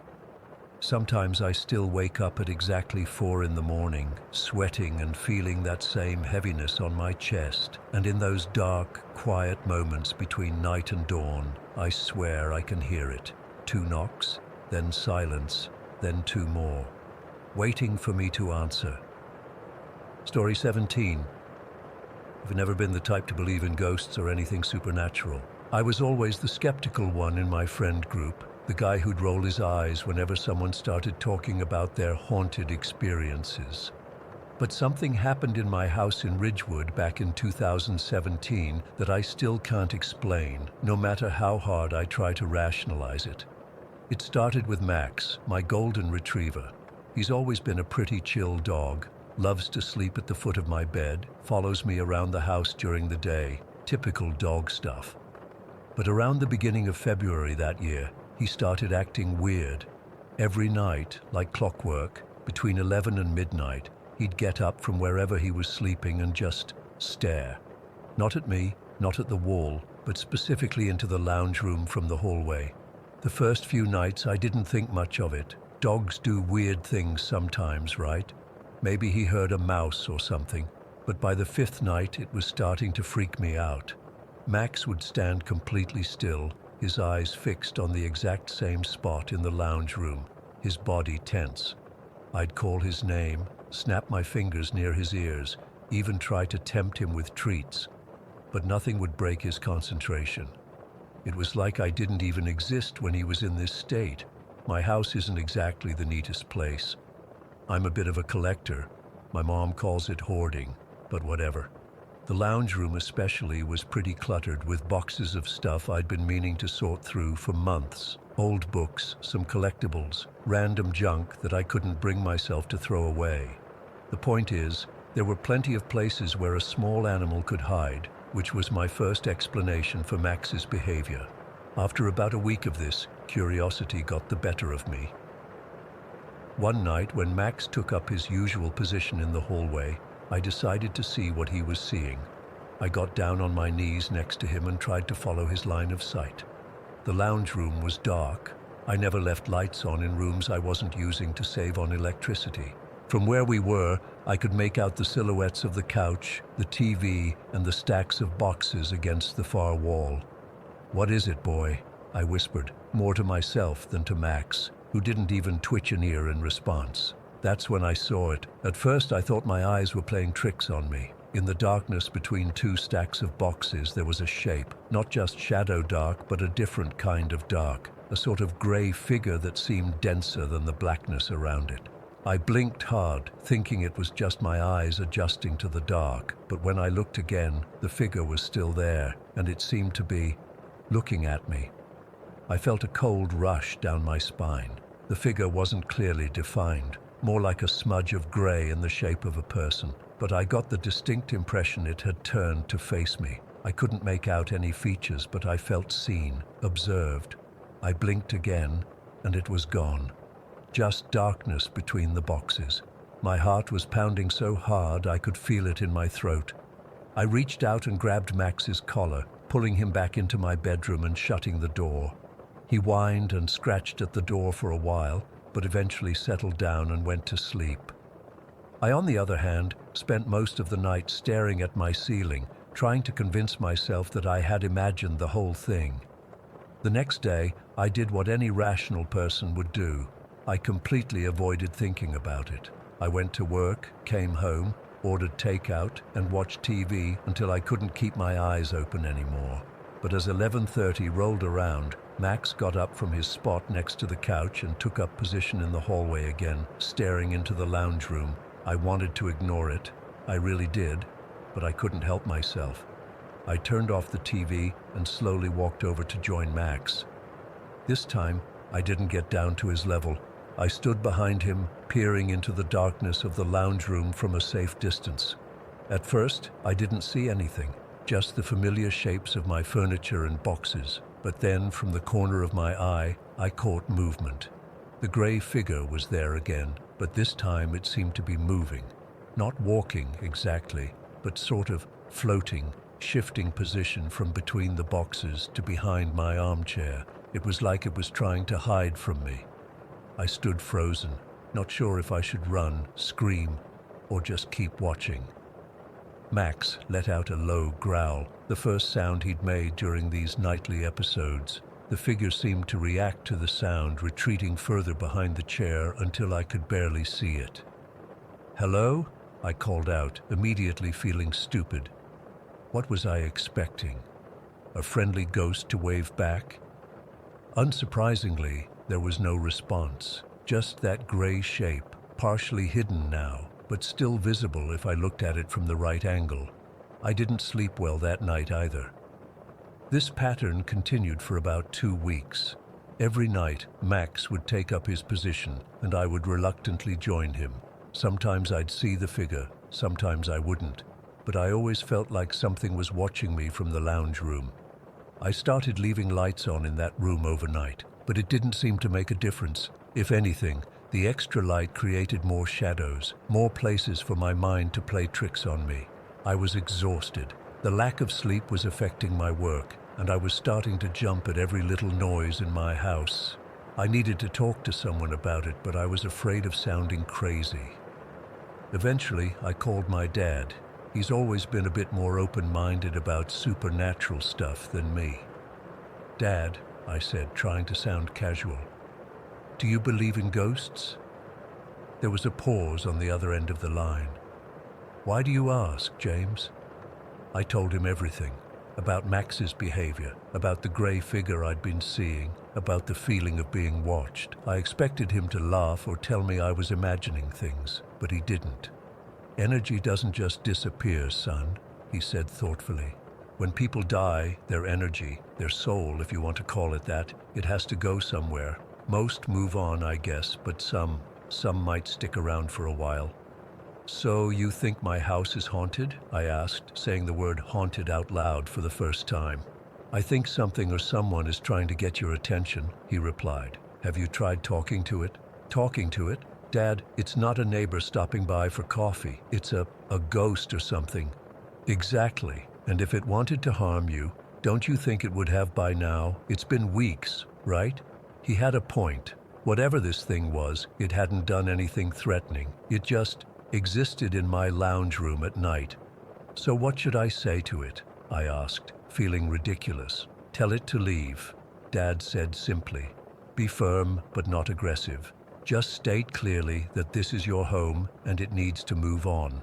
I thanked him, hung up, and spent the rest of the day trying to build up the courage to talk to a ghost. By nightfall, I was a nervous wreck. 11 o'clock came, and right on schedule, Max took up his position. I stood next to him, scanning the lounge room. It took a few minutes, but eventually I spotted the gray figure. Tonight it was near the window, partially hidden behind a tall stack of boxes. My mouth went dry. This was insane. I was about to talk to a ghost. What if it responded? What if it came closer? What if... I cut off my spiraling thoughts and took a deep breath. "I can see you," I said, my voice barely above a whisper. The figure didn't move. "I don't know who you are or why you're here, but this is my home now." I paused, half expecting something dramatic to happen. Nothing did. The figure remained where it was, that smudge of gray against the darkness. "You need to leave," I continued, my voice a bit stronger now. "Go away. Move on. Whatever you're looking for, it's not here anymore." For a moment nothing happened. Then the gray figure seemed to flicker like a TV with bad reception. It moved, not away from me, but toward me, floating out from behind the boxes into the open space of the lounge room. I took an involuntary step back, bumping into the wall behind me. Max growled again, louder this time. The figure stopped moving, hovering in the middle of the room. "Go away," I repeated, this time almost shouting it. "Leave us alone." The figure flickered again, more violently this time. It seemed to be losing its shape, becoming more dispersed, less solid, and then, between one blink and the next, it was gone. Not hidden, not moved elsewhere in the room, just gone. Max immediately stopped growling. He turned to look at me, wagging his tail as if nothing unusual had happened, then padded back to his bed in my room and lay down. I stood in the hallway for what felt like hours, staring into the lounge room, waiting for the figure to reappear. It never did, not that night, and not on any night after that. Max went back to his normal sleeping habits. He no longer got up at 11 to stare into the lounge room. He no longer growled at unseen things in the dark. It was as if those weird 2 weeks had never happened, but they did happen. I know they did. I've tried to find logical explanations. Maybe it was stress causing me to hallucinate. Maybe there was some weird light effect from the street lamps outside creating that gray figure. Maybe Max was just going through a strange phase. But none of those explanations feel right. Deep down, I know what I saw. There was something in my house, a presence, an energy, a ghost, whatever you want to call it. And when I told it to leave, it did. I've never been a believer in the supernatural, but this experience changed me. Now I find myself wondering what else might be out there that we can't quite see or understand. Max clearly saw something before I did, and he reacted to it in a way that I couldn't ignore. Dogs have senses we don't fully comprehend. Maybe they can perceive things that exist on a different frequency than what we're tuned into. I still live in the same house. I've cleaned up the lounge room a bit, gotten rid of some of the clutter, not because I think the boxes had anything to do with what happened, but because the experience made me realize I needed a fresh start. Sometimes when I'm alone at night, I still get that feeling of being watched, but it's different now, less immediate, more like a memory of being watched. And Max never reacts to anything unusual anymore. Whatever was there is gone now. I told it to leave, and it listened. That's the part that still gives me chills when I think about it. It understood me. It responded to my words. It was intelligent enough to hide when it realized I could see it. So yeah, that's my story. Not the most dramatic ghost story ever. Ever, I know. No flying objects or bleeding walls or anything like that. Just a grey figure that my dog saw before I did, and that left when I asked it to. But it was real. I experienced it, and I'll never look at the dark corners of my house quite the same way again. Story 18. I've never been the kind of person to believe in ghosts. I mean, I always thought those ghost hunting shows were complete bullshit, just people freaking themselves out in the dark. But after what I've experienced over the past 10 years, I don't know what to believe anymore. I need to get this out there because it's eating me up inside, and maybe someone else has gone through something similar. It all started after my parents split up when I was 9. My mom moved out, and I stayed with my dad, Michael. He's a Desert Storm vet who served back in '91.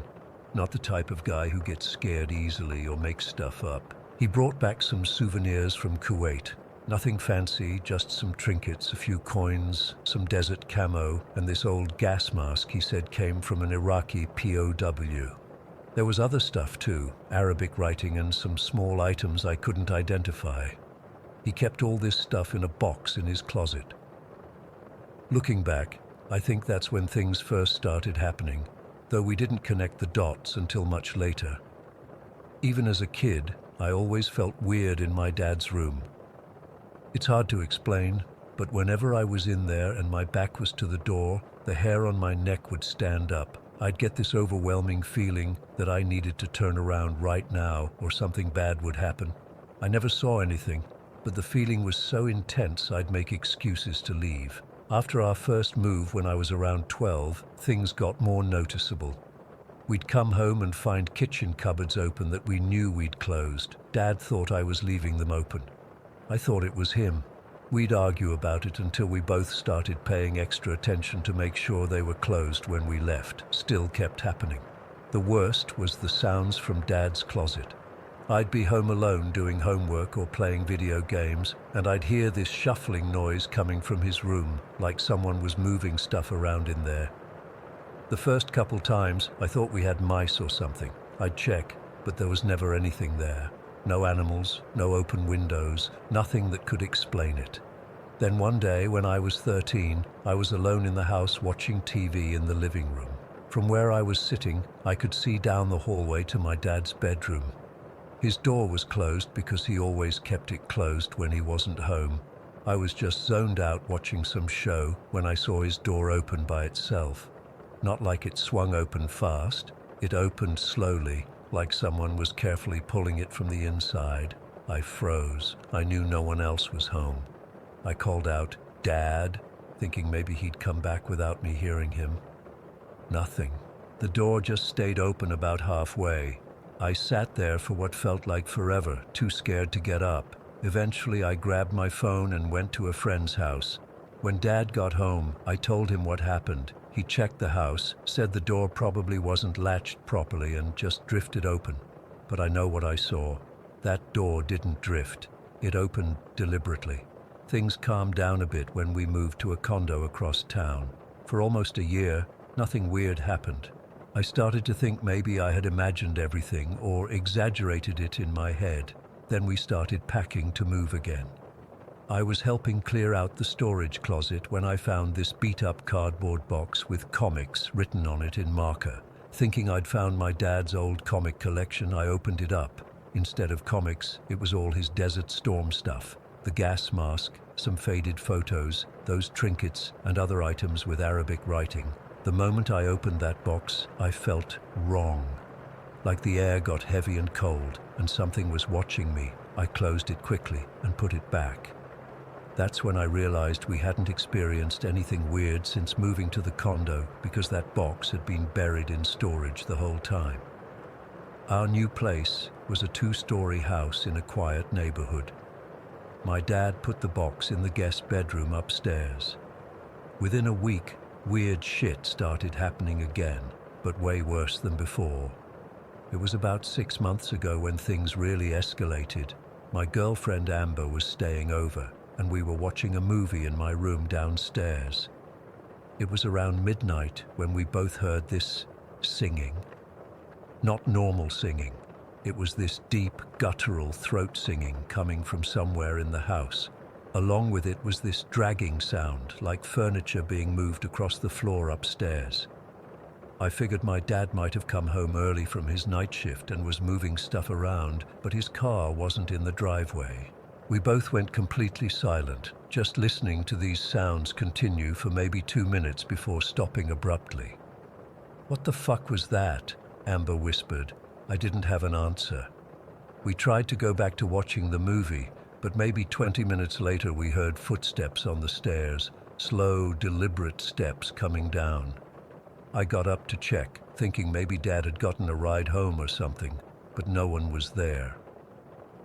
The staircase was empty, the front door was still locked, and Dad's car still wasn't outside. That night, we both slept in my room with the door locked. Around 3 in the morning, I woke up freezing cold. It was summer in Arizona. It shouldn't have been cold at all.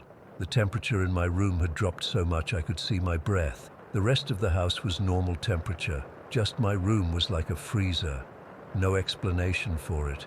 The AC wasn't even running that night. A week later, Amber was upstairs using the bathroom next to the guest room where Dad kept that box. She came downstairs looking pale and shaken. When I asked what was wrong, she told me she'd tried to open the bathroom door to leave but couldn't. The knob would turn, but the door wouldn't open, like someone was holding it shut from the other side. She said she felt resistance, not like it was stuck, but like someone was actively fighting against her. After a minute of struggling, it suddenly gave way.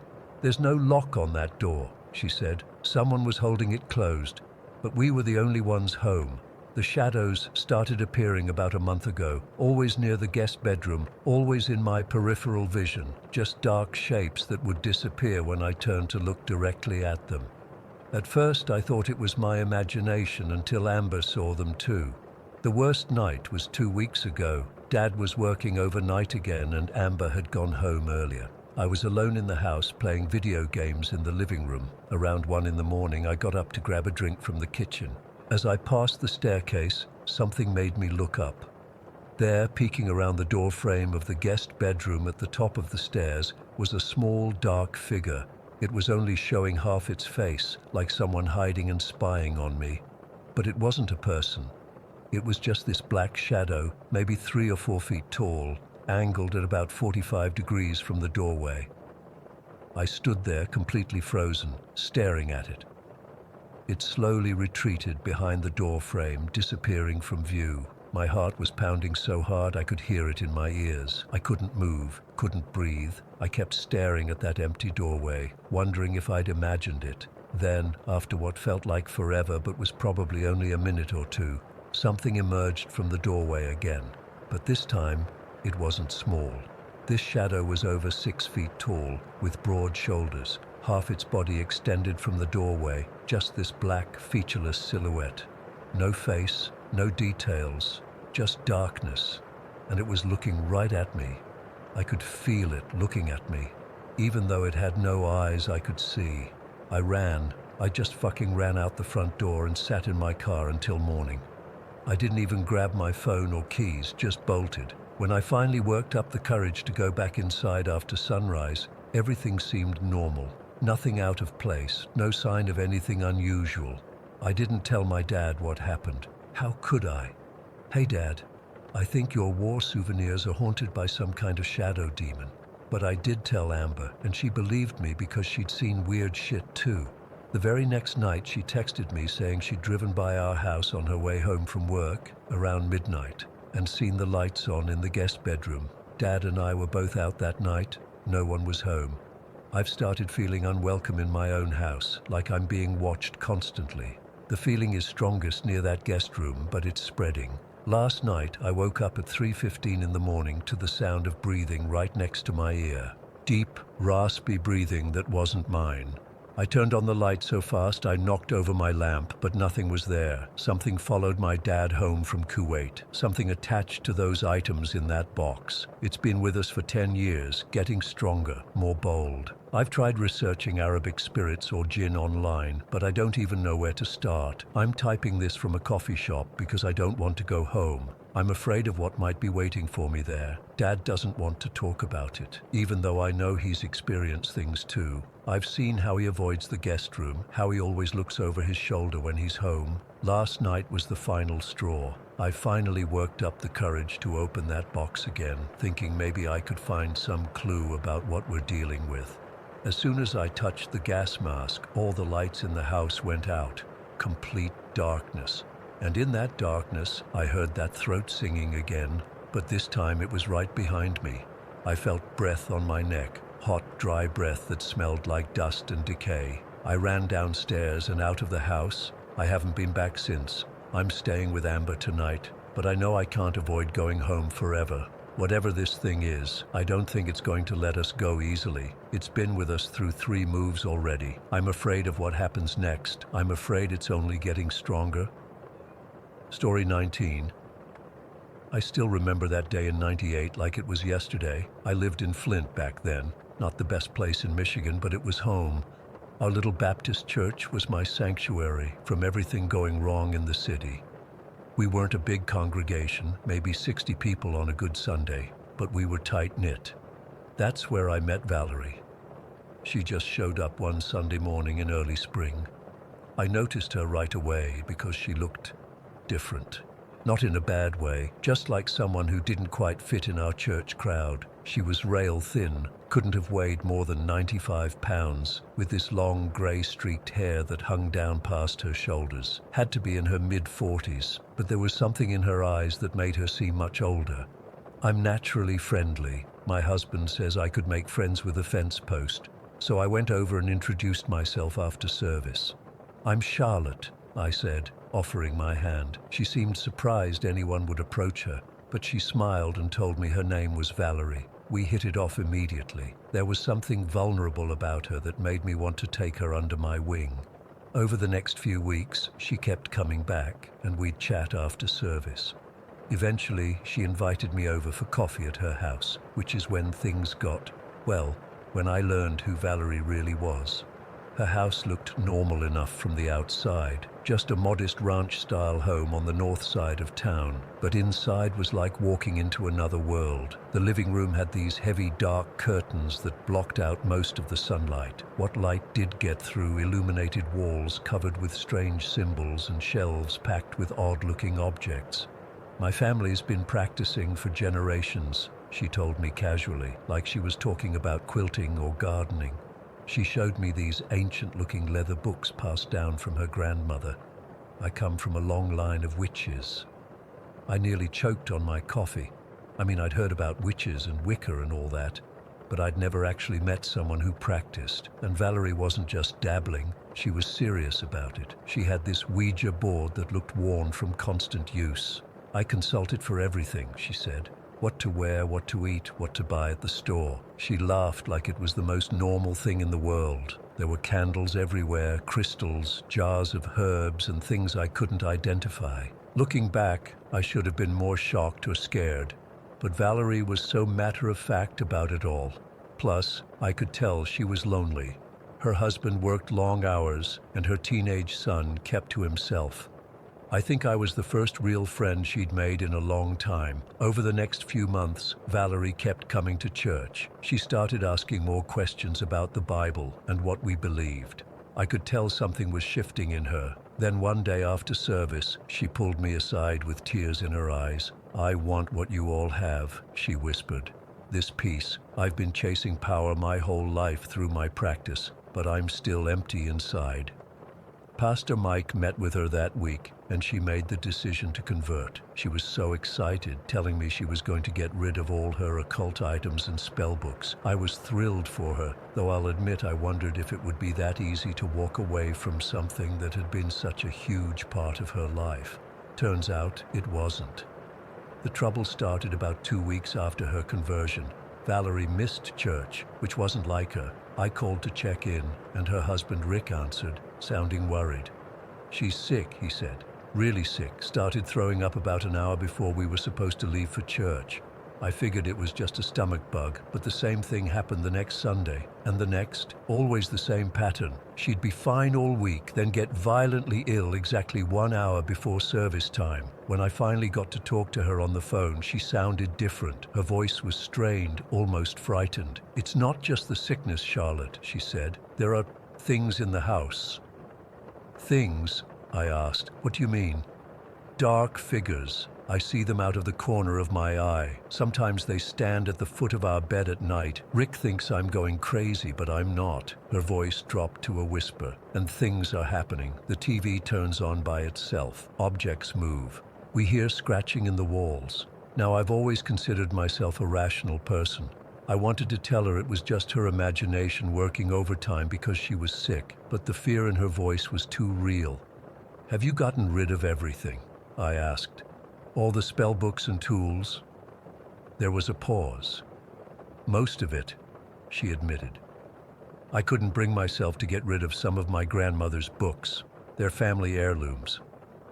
I told Pastor Mike about the situation, and he suggested a few of us go visit her. When we got to Valerie's house that Wednesday evening, I barely recognized my friend. She'd lost even more weight, her skin was ashen, and her eyes were sunken with dark circles underneath.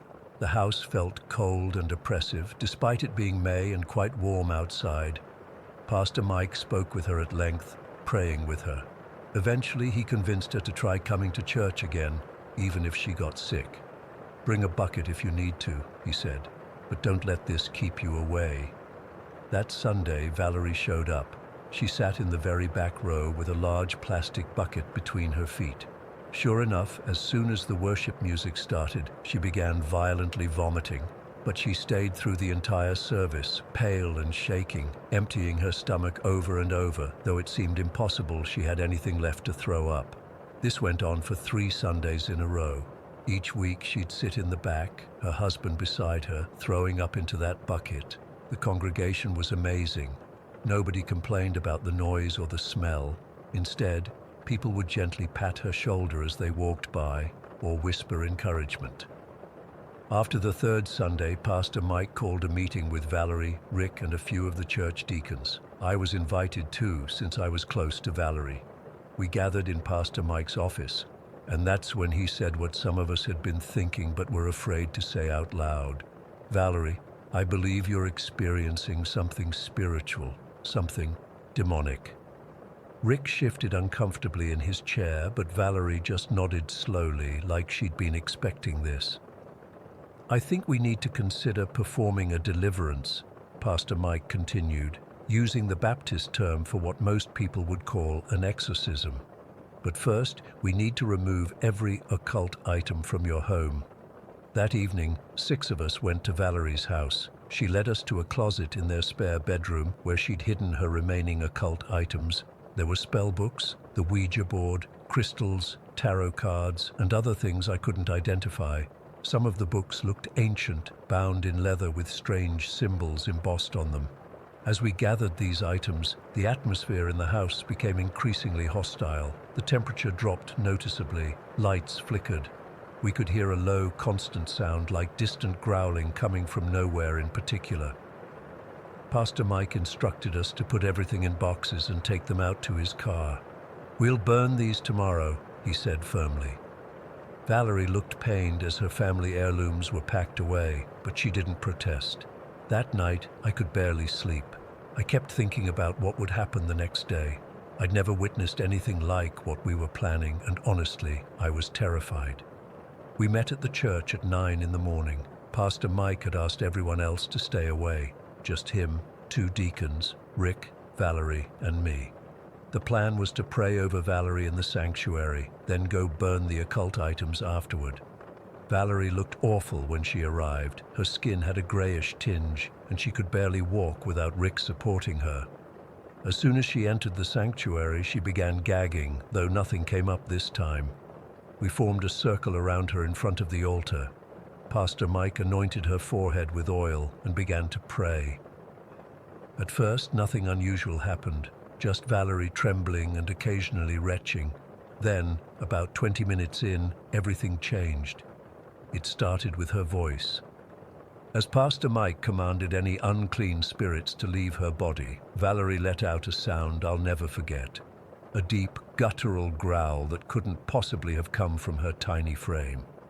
Her eyes rolled back, showing only the whites, and her body went rigid. "Who are you?" Pastor Mike demanded, his Bible held out in front of him. The voice that answered wasn't Valerie's. It was deep, raspy, and had a strange accent I couldn't place. "We are many," it snarled. "She invited us in. She belongs to us." What happened next still gives me nightmares. Valerie, this frail woman who couldn't have weighed 100 pounds, suddenly possessed strength that seemed impossible. She threw off Rick and one of the deacons who were trying to hold her arms, sending them flying across the room like they were rag dolls. Her body contorted in ways that human bodies shouldn't be able to move, her back arching at an impossible angle. Foam began to pour from her mouth as she thrashed and growled. It took all 3 men to hold her down, and even then, they struggled. I stood frozen, unable to move, watching in horror as my friend's face twisted into expressions of pure hatred. Pastor Mike never faltered. He continued praying, commanding whatever was inside Valerie to leave, quoting scripture after scripture. This went on for hours. The men were drenched in sweat, their arms shaking from the effort of restraining her. Around hour 3, something shifted. Valerie's body went completely limp.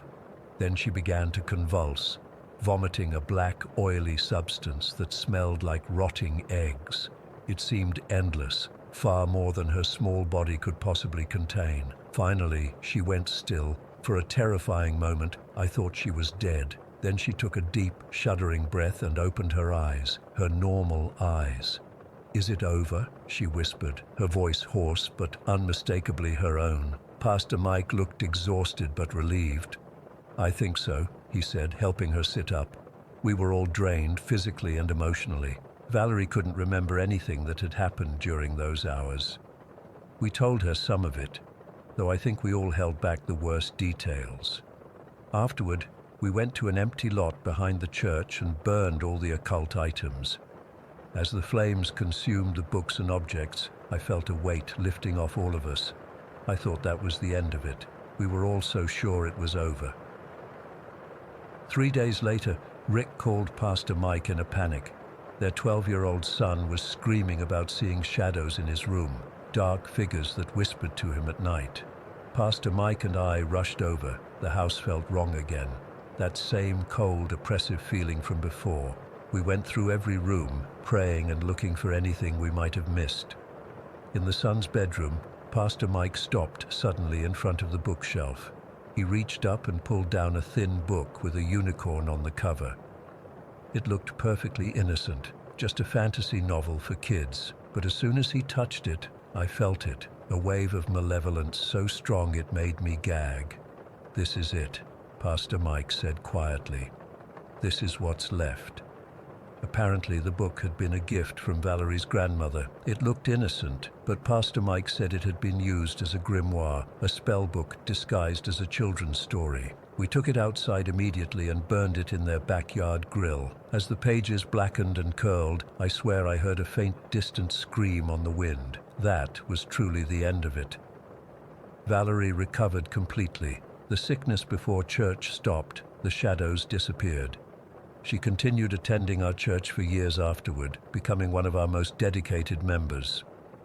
I moved away from Flint in 2003, but I still keep in touch with Valerie. She's never experienced anything like that again, though she refuses to have any books with mythical creatures in her house, just to be safe. I've told this story to very few people over the years. Most wouldn't believe it, and honestly, sometimes I can barely believe it myself. But I know what I saw that day in that small Baptist church in Flint. I know the sound of that voice that wasn't Valerie's. And I know that some things in this world can't be explained by science or reason. Some nights I still wake up hearing that growl and seeing Valerie's body contort in ways that should have broken her bones, and I wonder what exactly was inside her, and if it's really gone, or just waiting for another invitation. Story 20. I'm still trying to wrap my head around what happened in my apartment last month. I've never been the type to believe in supernatural stuff, but after what I experienced, I don't know what to think anymore. It started on a Friday afternoon in September. I was working from home, trying to finish a report before the weekend, when I first heard it. A distinct hammering sound that seemed to be coming from somewhere in the building. At first, I didn't think much of it. Someone was probably doing some DIY project or minor repairs. Normal stuff, right? But when the noise continued past 7 p.m., it started to get annoying. By 10 p.m., I was getting frustrated. Who does construction work this late on a Friday night? I tried to drown it out with my noise-canceling headphones, but even those couldn't completely block the rhythmic thumping. I messaged my neighbor Jen, who lives across the hall. "You hearing this hammering too?" She replied almost immediately, "Yes, it's driving me crazy. Thought it was coming from your side of the building?" That was the first clue something weird was happening. People on the right side of our building were hearing it louder than those on the left. I figured maybe someone had moved in recently and was doing renovations without telling anyone. By 2 in the morning, I still couldn't sleep. The hammering would stop for maybe 15 minutes, giving me hope it was finally over, then start right back up again. It wasn't constant. That's what made it worse somehow, just when I'd start to drift off. Bam, bam, bam. Saturday morning. I expected relief. Surely no one would continue construction work through the weekend. I was wrong. The hammering started up again around noon and continued throughout the day.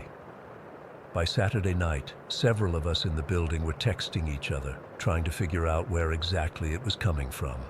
On Sunday, Mark from apartment 12 suggested we try to locate the source together. 5 of us met in the hallway and decided to go floor by floor, putting our ears to doors to figure out where the sound was loudest. It was honestly like some weird detective mission, all of us sleep-deprived and irritated, pressing our ears against strangers' doors. The sound seemed to get louder as we approached Anna's apartment on the first floor. Anna's a single mum who lives with her daughter Lily, who's about 8 years old. When we knocked on her door, Anna looked as tired as the rest of us. "I thought it was coming from upstairs," she said, inviting us in. "It's been keeping Lily up all night too." Inside her apartment, the sound was definitely louder. We all stood in her living room, looking up at the ceiling, when Mark remembered something important. "Wait, isn't the apartment above this one empty?" he asked. Anna nodded. "Yeah, the tenants moved out like 3 months ago. Nobody's been in there since." That's when things started getting really strange. We contacted the building manager, who confirmed that the apartment above Anna's was indeed vacant, with water and electricity shut off. He agreed to come check it out since we were all convinced someone might have broken in and was squatting there. The manager brought his keys and 4 of us went up to inspect the empty apartment. I remember the stale air when we opened the door, that unmistakable emptiness of a place where no one has been for months. No furniture, no personal items, not even dust footprints on the floor. Definitely no signs of anyone doing construction work. We stood there confused as the hammering continued, seemingly right under our feet now. That's when it hit us. The sound wasn't coming from above Anna's apartment. It was coming from within her apartment. When we went back downstairs, Anna was standing in her kitchen, looking pale. "It just got louder after you all left," she whispered. "And it's moving around now." She wasn't exaggerating. As we stood in her apartment, the banging noises shifted from one wall to another. Then we heard what sounded like something heavy falling in the bathroom. We rushed in, expecting to find a shelf collapsed or something, but everything was perfectly in place. Minutes later, there was a loud crash from the kitchen. Again, we ran to check, and again, nothing was out of place. No fallen pots, no broken dishes, nothing to explain the noise we'd all clearly heard. By Monday, most of us had to go to work, exhausted from 3 nights of minimal sleep. I called in sick. I just couldn't function. Anna took Lily to school and then came back to the apartment. She texted me around 10 in the morning. "It's still happening, even during the day now." We decided to call the police. I know it sounds ridiculous to call the cops for noises, but we were desperate and thought maybe there was someone hiding in the walls or something. The officer who showed up looked skeptical until he heard the banging himself. His face changed completely. He called for backup, and they searched the entire apartment, checking for loose floorboards, hidden spaces, vents, anything that could explain the sounds. They found nothing, but they heard the noises too. One officer suggested it might be pipes, but the building manager confirmed our plumbing had been updated just last year, and besides, no pipes could make those specific hammering patterns. The most disturbing part came that evening. A group of us were in Anna's apartment discussing what to do next when Mark, out of frustration, banged his fist against the wall 3 times. There was a moment of silence, and then, clear as day, 3 identical knocks came back from the same wall. I felt the blood drain from my face. Several people gasped. This wasn't random noise anymore. "Do it again," whispered Jen. Mark knocked 4 times in a specific rhythm. Knock, knock, pause, knock, knock. After a brief silence, the exact same pattern was knocked back to us. Someone, I don't remember who, said, "Ask it a question." Mark cleared his throat nervously. "Knock once for yes, twice for no. Is someone there?" One loud, deliberate knock responded. I'll never forget the feeling in that room, pure, icy fear running through all of us. Whatever this was, it was intelligent. It was responding to us. "Are you human?" Mark continued. 2 knocks. I saw Anna pull Lily closer to her on the couch. The little girl hadn't said much, but she looked scared and confused. "Do you want something from us?" Mark asked. 1 knock. "What do you want?" Jen asked, her voice shaking. Silence. Then a series of rapid, aggressive knocks that made us all jump. They grew louder and faster until they were almost deafening, then suddenly stopped. That night, the police were called again. Different officers, same result. They heard everything, documented it, but had no explanation. One younger officer looked genuinely scared and kept making the sign of the cross when he thought no one was watching. By Wednesday, Anna was at her breaking point. She arranged to stay with her mother for the weekend, taking Lily with her. She left Friday morning and the strangest thing happened. The knocking stopped completely. The entire building was peaceful for the first time in a week. I remember thinking maybe it was over, maybe whatever it was had moved on. But Sunday evening, when Anna and Lily returned, the noises started again within an hour of them walking through the door. That's when we started to notice the pattern. Over the next few days, through various observations and tests, we realized something chilling. The knocking only happened when Lily was in the apartment. If Anna was home alone, silence. If Lily was there, knocking. We tested this multiple times. Anna would take Lily to the park or to a friend's house, and the apartment would be completely quiet. The moment they returned, the instant Lily crossed the threshold, the banging would start up again. Even stranger, if any of us went into Anna's apartment while she and Lily were gone, nothing happened. But if Lily came in while we were already there, immediate knocking. The breaking point came when Anna had several of us over for dinner one night, thinking maybe having people around would help. During the meal, Lily asked to be excused to go to the bathroom. The moment she left the table, the knocking stopped mid-beat. When she returned, it started again instantly. We all looked at each other, then at Lily. She noticed our stares and looked down at her plate. "The knocking man doesn't like me," she said quietly. "What knocking man, sweetie?" Anna asked, her voice trembling. "The man who follows me. He's angry because I can see him, but I won't talk to him." I felt like someone had dumped ice water down my back. Anna sent Lily to her room, and once she was out of earshot, broke down crying.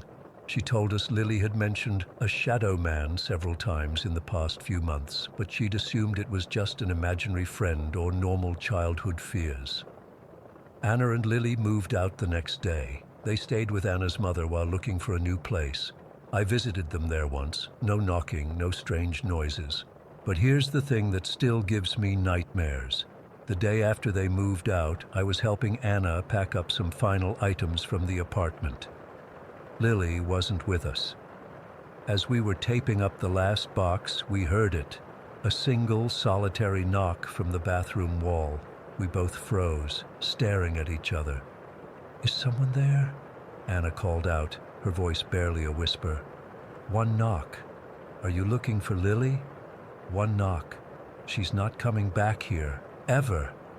The response was immediate and terrifying, a furious barrage of knocking so violent that a framed photo fell off the wall and shattered. We left everything and ran out, never to return. Anna and Lily live across town now. They say everything's fine, no knocking. But sometimes when I text Anna to check in, she takes a long time to respond. And when she does, her messages are brief, almost evasive. The last time we spoke, she admitted that Lily still talks about the knocking man sometimes. Says he found their new place but can't come inside unless she invites him. I don't know what was in that apartment or why it fixated on an 8-year-old girl. Sometimes I try to convince myself it was all some elaborate prank or that there's a logical explanation we missed. But then I remember the intelligence behind those knocks, the way it responded to our questions, the way it knew exactly when Lily entered or left a room. Whatever it was, it knew her. It wanted her. And for all I know, it's still waiting. Story 21. I still get chills typing this out, even though it happened 3 years ago when I was 15.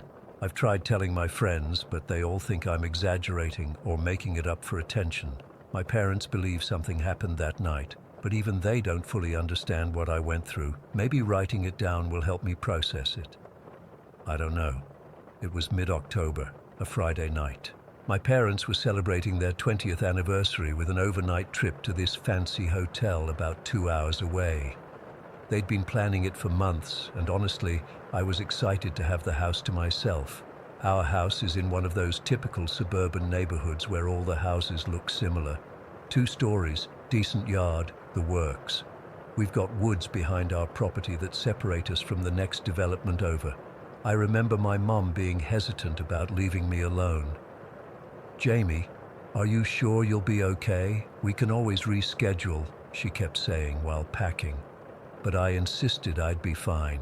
I was 15, not a baby, and besides, our neighborhood was super safe. Nothing bad ever happened there.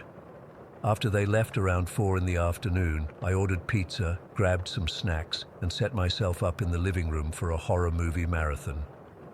The irony doesn't escape me now.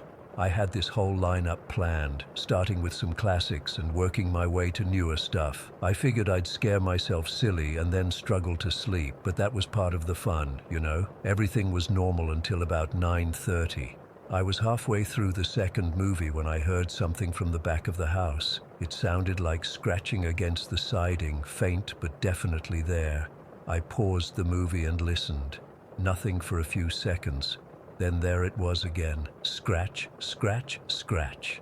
I told myself it was just the wind blowing branches against the house. We had a few trees close to the back wall, and it had been pretty breezy that day. Still, I turned the volume up a bit on the TV to drown it out. Maybe 20 minutes later, I heard it again, but louder and more deliberate. It didn't sound like branches anymore. It sounded like someone was dragging something along the side of the house. My heart started beating faster, but I still tried to rationalize it. Raccoons, maybe. We'd had problems with them getting into our trash before. I paused the movie again, and the house went quiet except for the hum of the refrigerator from the kitchen. I sat there for what felt like forever, just listening. Nothing. I was about to press play when I heard a distinct tapping sound from the kitchen window. Tap, tap, tap. 3 clear, deliberate taps. My mouth went dry. That wasn't an animal or the wind. That was someone trying to get my attention. I grabbed my phone, ready to call my parents or 911 if needed. Slowly, I made my way to the kitchen, staying low and trying not to make any noise. The kitchen was dark. I hadn't bothered turning on those lights since I was camped out in the living room. The blinds were drawn over the window above the sink, but there was that small gap at the bottom where they don't quite reach the sill. I stood there, frozen, my back pressed against the refrigerator. Should I look? Should I call someone? What if it was just a bird that had hit the window and I was freaking out over nothing? I decided to peek, just a quick glance to put my mind at ease. I crept toward the window, phone clutched in my sweaty hand, and quickly ducked down to look through that gap beneath the blinds. At first, I saw nothing, just our dark backyard and the outline of the trees beyond.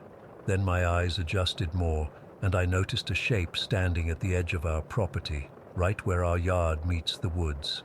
A person-shaped silhouette, completely still, facing the house, facing me.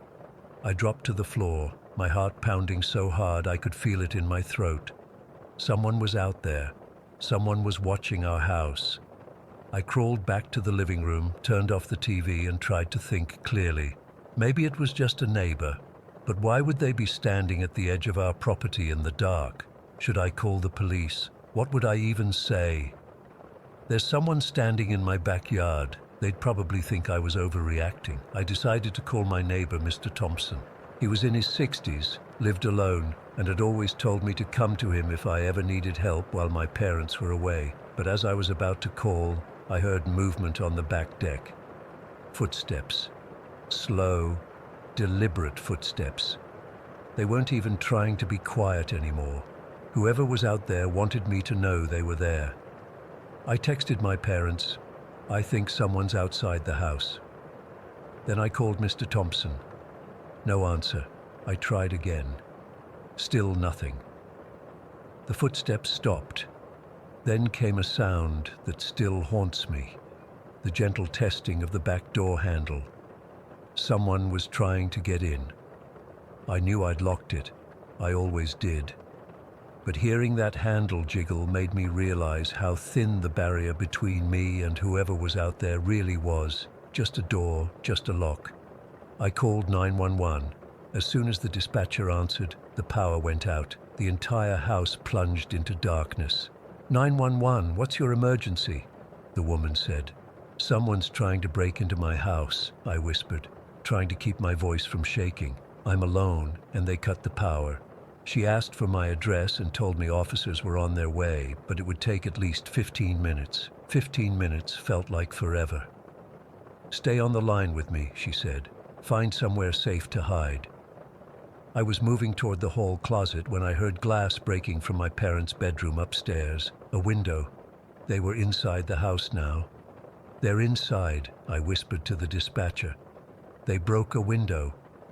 Jamie, listen to me, she said firmly. Is there any way you can safely get out of the house? The front door was just a few steps away. If I ran, I could make it to Mr. Thompson's house in less than a minute. But what if they were waiting for me to do exactly that? I heard footsteps upstairs, moving from room to room. They were looking for me. I'm going to try to get out, I told her. Okay, but only if you're sure it's safe. I wasn't sure of anything, but staying felt worse than running. I looked around for something to defend myself with and spotted my baseball bat leaning against the wall near the front door. I'd left it there after practice earlier that week. Clutching my phone in one hand and the bat in the other, I crept toward the front door. The footsteps upstairs had stopped. The silence was worse than the noise. I reached for the deadbolt, turned it as quietly as I could, and pulled the door open just enough to slip through. The cool night air hit my face as I stepped onto the porch, and for a second I thought I'd made it. Then I saw the figure standing at the bottom of the porch steps, the same hooded figure I'd seen at the edge of the woods. But now, in the faint glow from the street lamp, I could see more details. The hood shadowed most of their face, but I could make out their eyes, wide, unblinking, and fixed on me, and below them a smile that stretched too far across their face, revealing teeth that seemed too numerous, too sharp.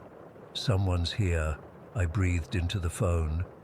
The figure tilted their head, the movement jerky and unnatural like a bird of prey. Then they started up the steps toward me. I don't remember dropping the phone, I don't remember raising the bat, but I do remember the sound it made when I swung it and connected with the figure's shoulder as they lunged at me. A dull thud, nothing like hitting a baseball. They stumbled backward, and I took my chance. I leaped off the porch, barely feeling the impact as my feet hit the grass, and ran. I ran like I've never run before, straight to Mr. Thompson's house. I pounded on his door, screaming his name, looking back over my shoulder every few seconds to see if I was being followed. The porch light flicked on, and Mr. Thompson opened the door, looking confused and alarmed. "Jamie, what on earth?" I pushed past him into his house, slamming the door behind me. "Call the police," I gasped. "Someone broke into our house. They're after me." Mr. Thompson acted quickly, locking the door and calling 911 while I collapsed on his couch, shaking uncontrollably. Through his front window, I could see my house across the street, all dark except for a single light that had come on in my parents' bedroom. The police arrived about 10 minutes later.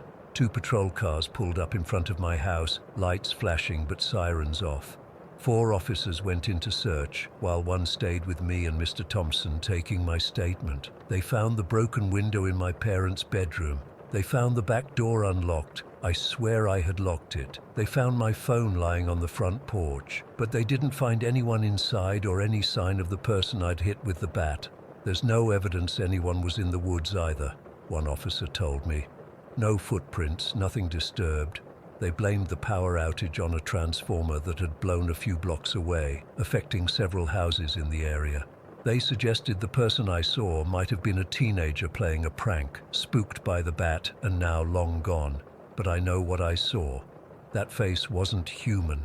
Those eyes, that smile, no mask could look that wrong. My parents came home early the next morning after I called them. They didn't question what happened, not really, but I could tell they thought I had let my imagination run wild after watching horror movies alone. The police increased patrols in our neighborhood for the next few weeks. We replaced the broken window, installed a security system, and my dad put motion sensor lights all around the house. But none of it made me feel safe again. It's been 3 years, and I still sleep with my baseball bat beside my bed. I still check the locks multiple times before going to sleep. I still can't look out windows after dark. The worst part isn't the fear, though. It's the doubt. Did I really see what I think I saw? Was it a person in a mask, or was it something else? Sometimes I almost convince myself it was just my imagination, fueled by those stupid horror movies. Then I remember those eyes, that smile, the way they moved, and I know whatever was watching our house that night, whatever came inside looking for me, it's still out there somewhere. And sometimes when I look out my bedroom window toward the woods, I swear I can see a figure standing just at the edge, watching and waiting. Story 22. I've never told this story to anyone outside of the small group who was there that night and the priests I later sought help from. Even typing it now makes my hands shake. But after what happened to Jackson last week, I need to get this out there. Maybe someone has encountered something similar. Maybe someone knows what this thing is and how to stop it. I'm a security officer in San Antonio. I started working for Sentinel Security 3 years ago when I was 21. My dad's in management there, which definitely helped me get my foot in the door, but I worked hard to earn my promotions. 4 months ago, I made Level 3 officer and got assigned to Methodist Hospital, which included the old wing that was scheduled for demolition. The old wing had been closed for renovations about 2 years before I started there, but then funding got pulled and they just abandoned it. My usual shifts were pretty quiet, just walking the active parts of the hospital, checking doors, and occasionally dealing with unruly visitors. On night shifts, we had a team of 4 officers, and I was the youngest by far. The others were all ex-military or former law enforcement. Agent Yates had been Secret Service before retiring. Jackson and Williams were both ex-Marines who'd seen combat in Iraq. Jackson was at Fallujah, and Williams had been a drill instructor after his combat tours. These guys were solid, professional, and definitely not the type to scare easily. It happened on a Thursday night in February. We were about 6 hours into our 12-hour shift, and it was dead quiet. Around 2 in the morning, Williams suggested we check out the abandoned wing since none of us had been in there before. It wasn't technically part of our patrol route, but we had the keys, and honestly, we were bored. The abandoned wing was separated from the main hospital by a set of double doors with small windows. When I unlocked them, the smell hit me immediately. Musty, damp, and stagnant. The air felt heavy, like it hadn't moved in years. "Man, they really just left everything here," I said, shining my flashlight down the main corridor. Hospital beds were still lined up against walls, some with tattered privacy curtains hanging around them. Old equipment covered in dust sat abandoned in corners. "This is the old ICU," Yates explained as we walked deeper in. They moved all the critical care patients to the new building when they started the renovation. The lights didn't work, so we relied on our flashlights. The beams cut through the darkness, illuminating dust particles floating in the air. Every sound echoed, our footsteps, the creaking of the building, even our breathing seemed amplified in the silence. We reached a point where the hallway split into a 3-way fork with parallel corridors, connected by smaller hallways every 30 feet or so. It was like a grid pattern. "Let's take the left one," Jackson suggested, and we all agreed. That's when things started to feel wrong. I can't explain it, but as we moved down that hallway, the temperature dropped noticeably. It wasn't just colder. It felt like the air itself had become heavier, pressing down on us. We'd gone about 50 feet when I noticed Williams had stopped. He was staring at a doorway on the right side of the corridor, his flashlight beam fixed on it. "What's up?" I asked, but he didn't answer. I followed his gaze, and that's when I smelled it. Rotting meat, not just a hint, but an overwhelming stench that hit me so suddenly I gagged. My stomach heaved and I bent over, trying not to vomit. "The fuck is that smell?" Jackson muttered, covering his nose with his sleeve. When I straightened up and looked toward the doorway again, I saw it. At first, I thought someone was standing in the doorframe, but then I realized it wasn't standing. It was clinging to the top of the doorframe, looking down at us. The thing was humanoid, but wrong in every possible way. Its limbs were too long, too thin, and bent at impossible angles.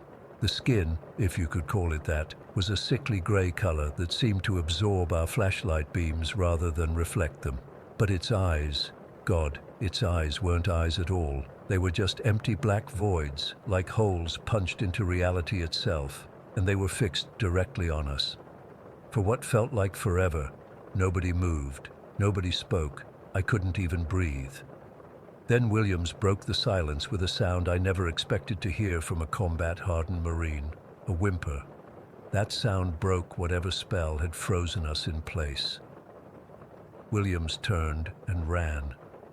Jackson was right behind him. I stood there for another second, paralyzed, watching as the thing's head tilted at an unnatural angle, studying me. Then Yates grabbed my arm. "Run," he whispered, and we both bolted. I've never run so fast in my life.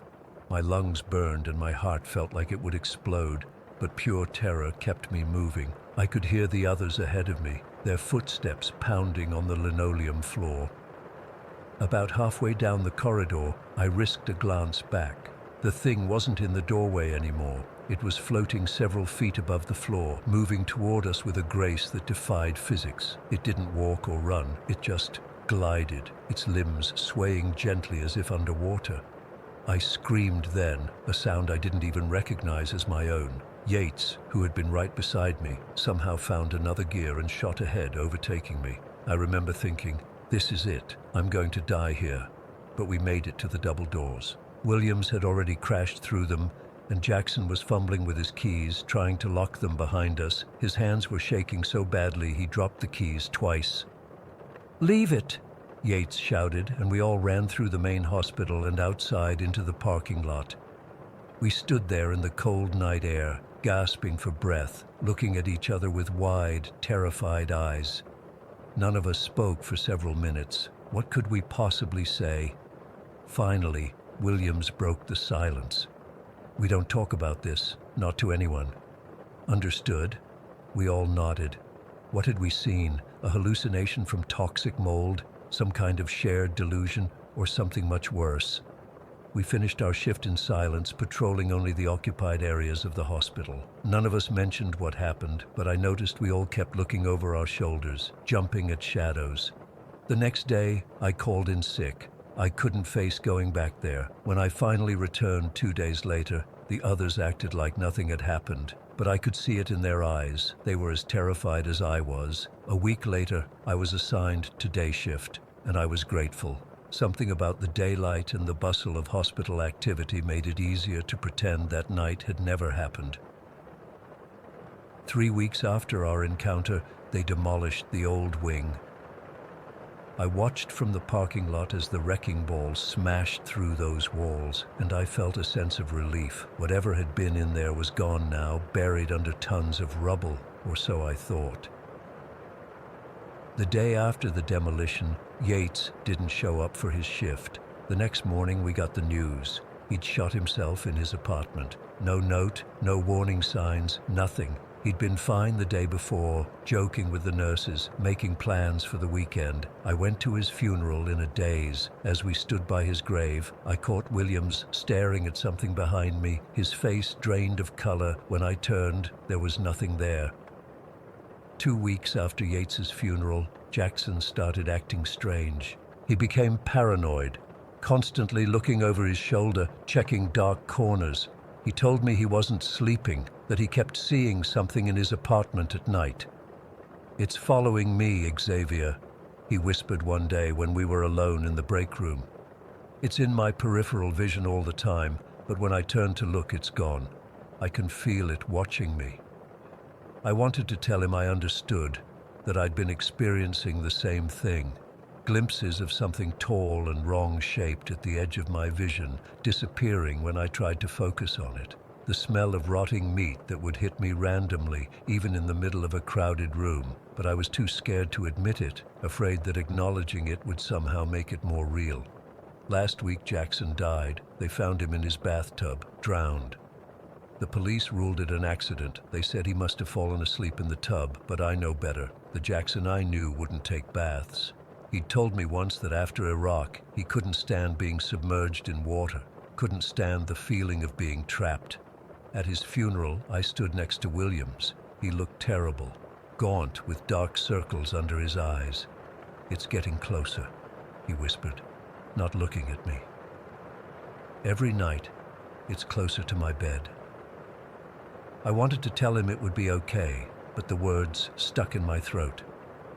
Because I knew it wouldn't be okay. Because 3 days ago, I woke up in the middle of the night to the smell of rotting meat, so strong I thought something had died in my apartment. And when I opened my eyes, I saw it, standing in the corner of my bedroom, those empty black voids where its eyes should be, staring at me.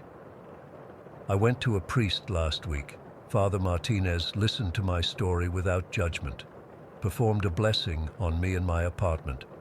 For 2 nights, I slept peacefully. Then last night, I woke up to the smell again, and when I opened my eyes, it was closer, standing at the foot of my bed. I don't know what this thing is or what it wants. I don't know why it followed us out of that hospital or why it seems to be picking us off one by one. All I know is that Yates is dead, Jackson is dead, and based on what Williams told me at the funeral, he thinks he's next, which means, after him, it's coming for me. I can feel it watching me even now as I type this. It's angry that I'm sharing this story. The smell is getting stronger. I'm going to post this and then get out of my apartment, go somewhere public. I don't know if that will help, but I have to try something. If anyone has encountered something like this or knows what it might be, please help. I don't think I have much time left.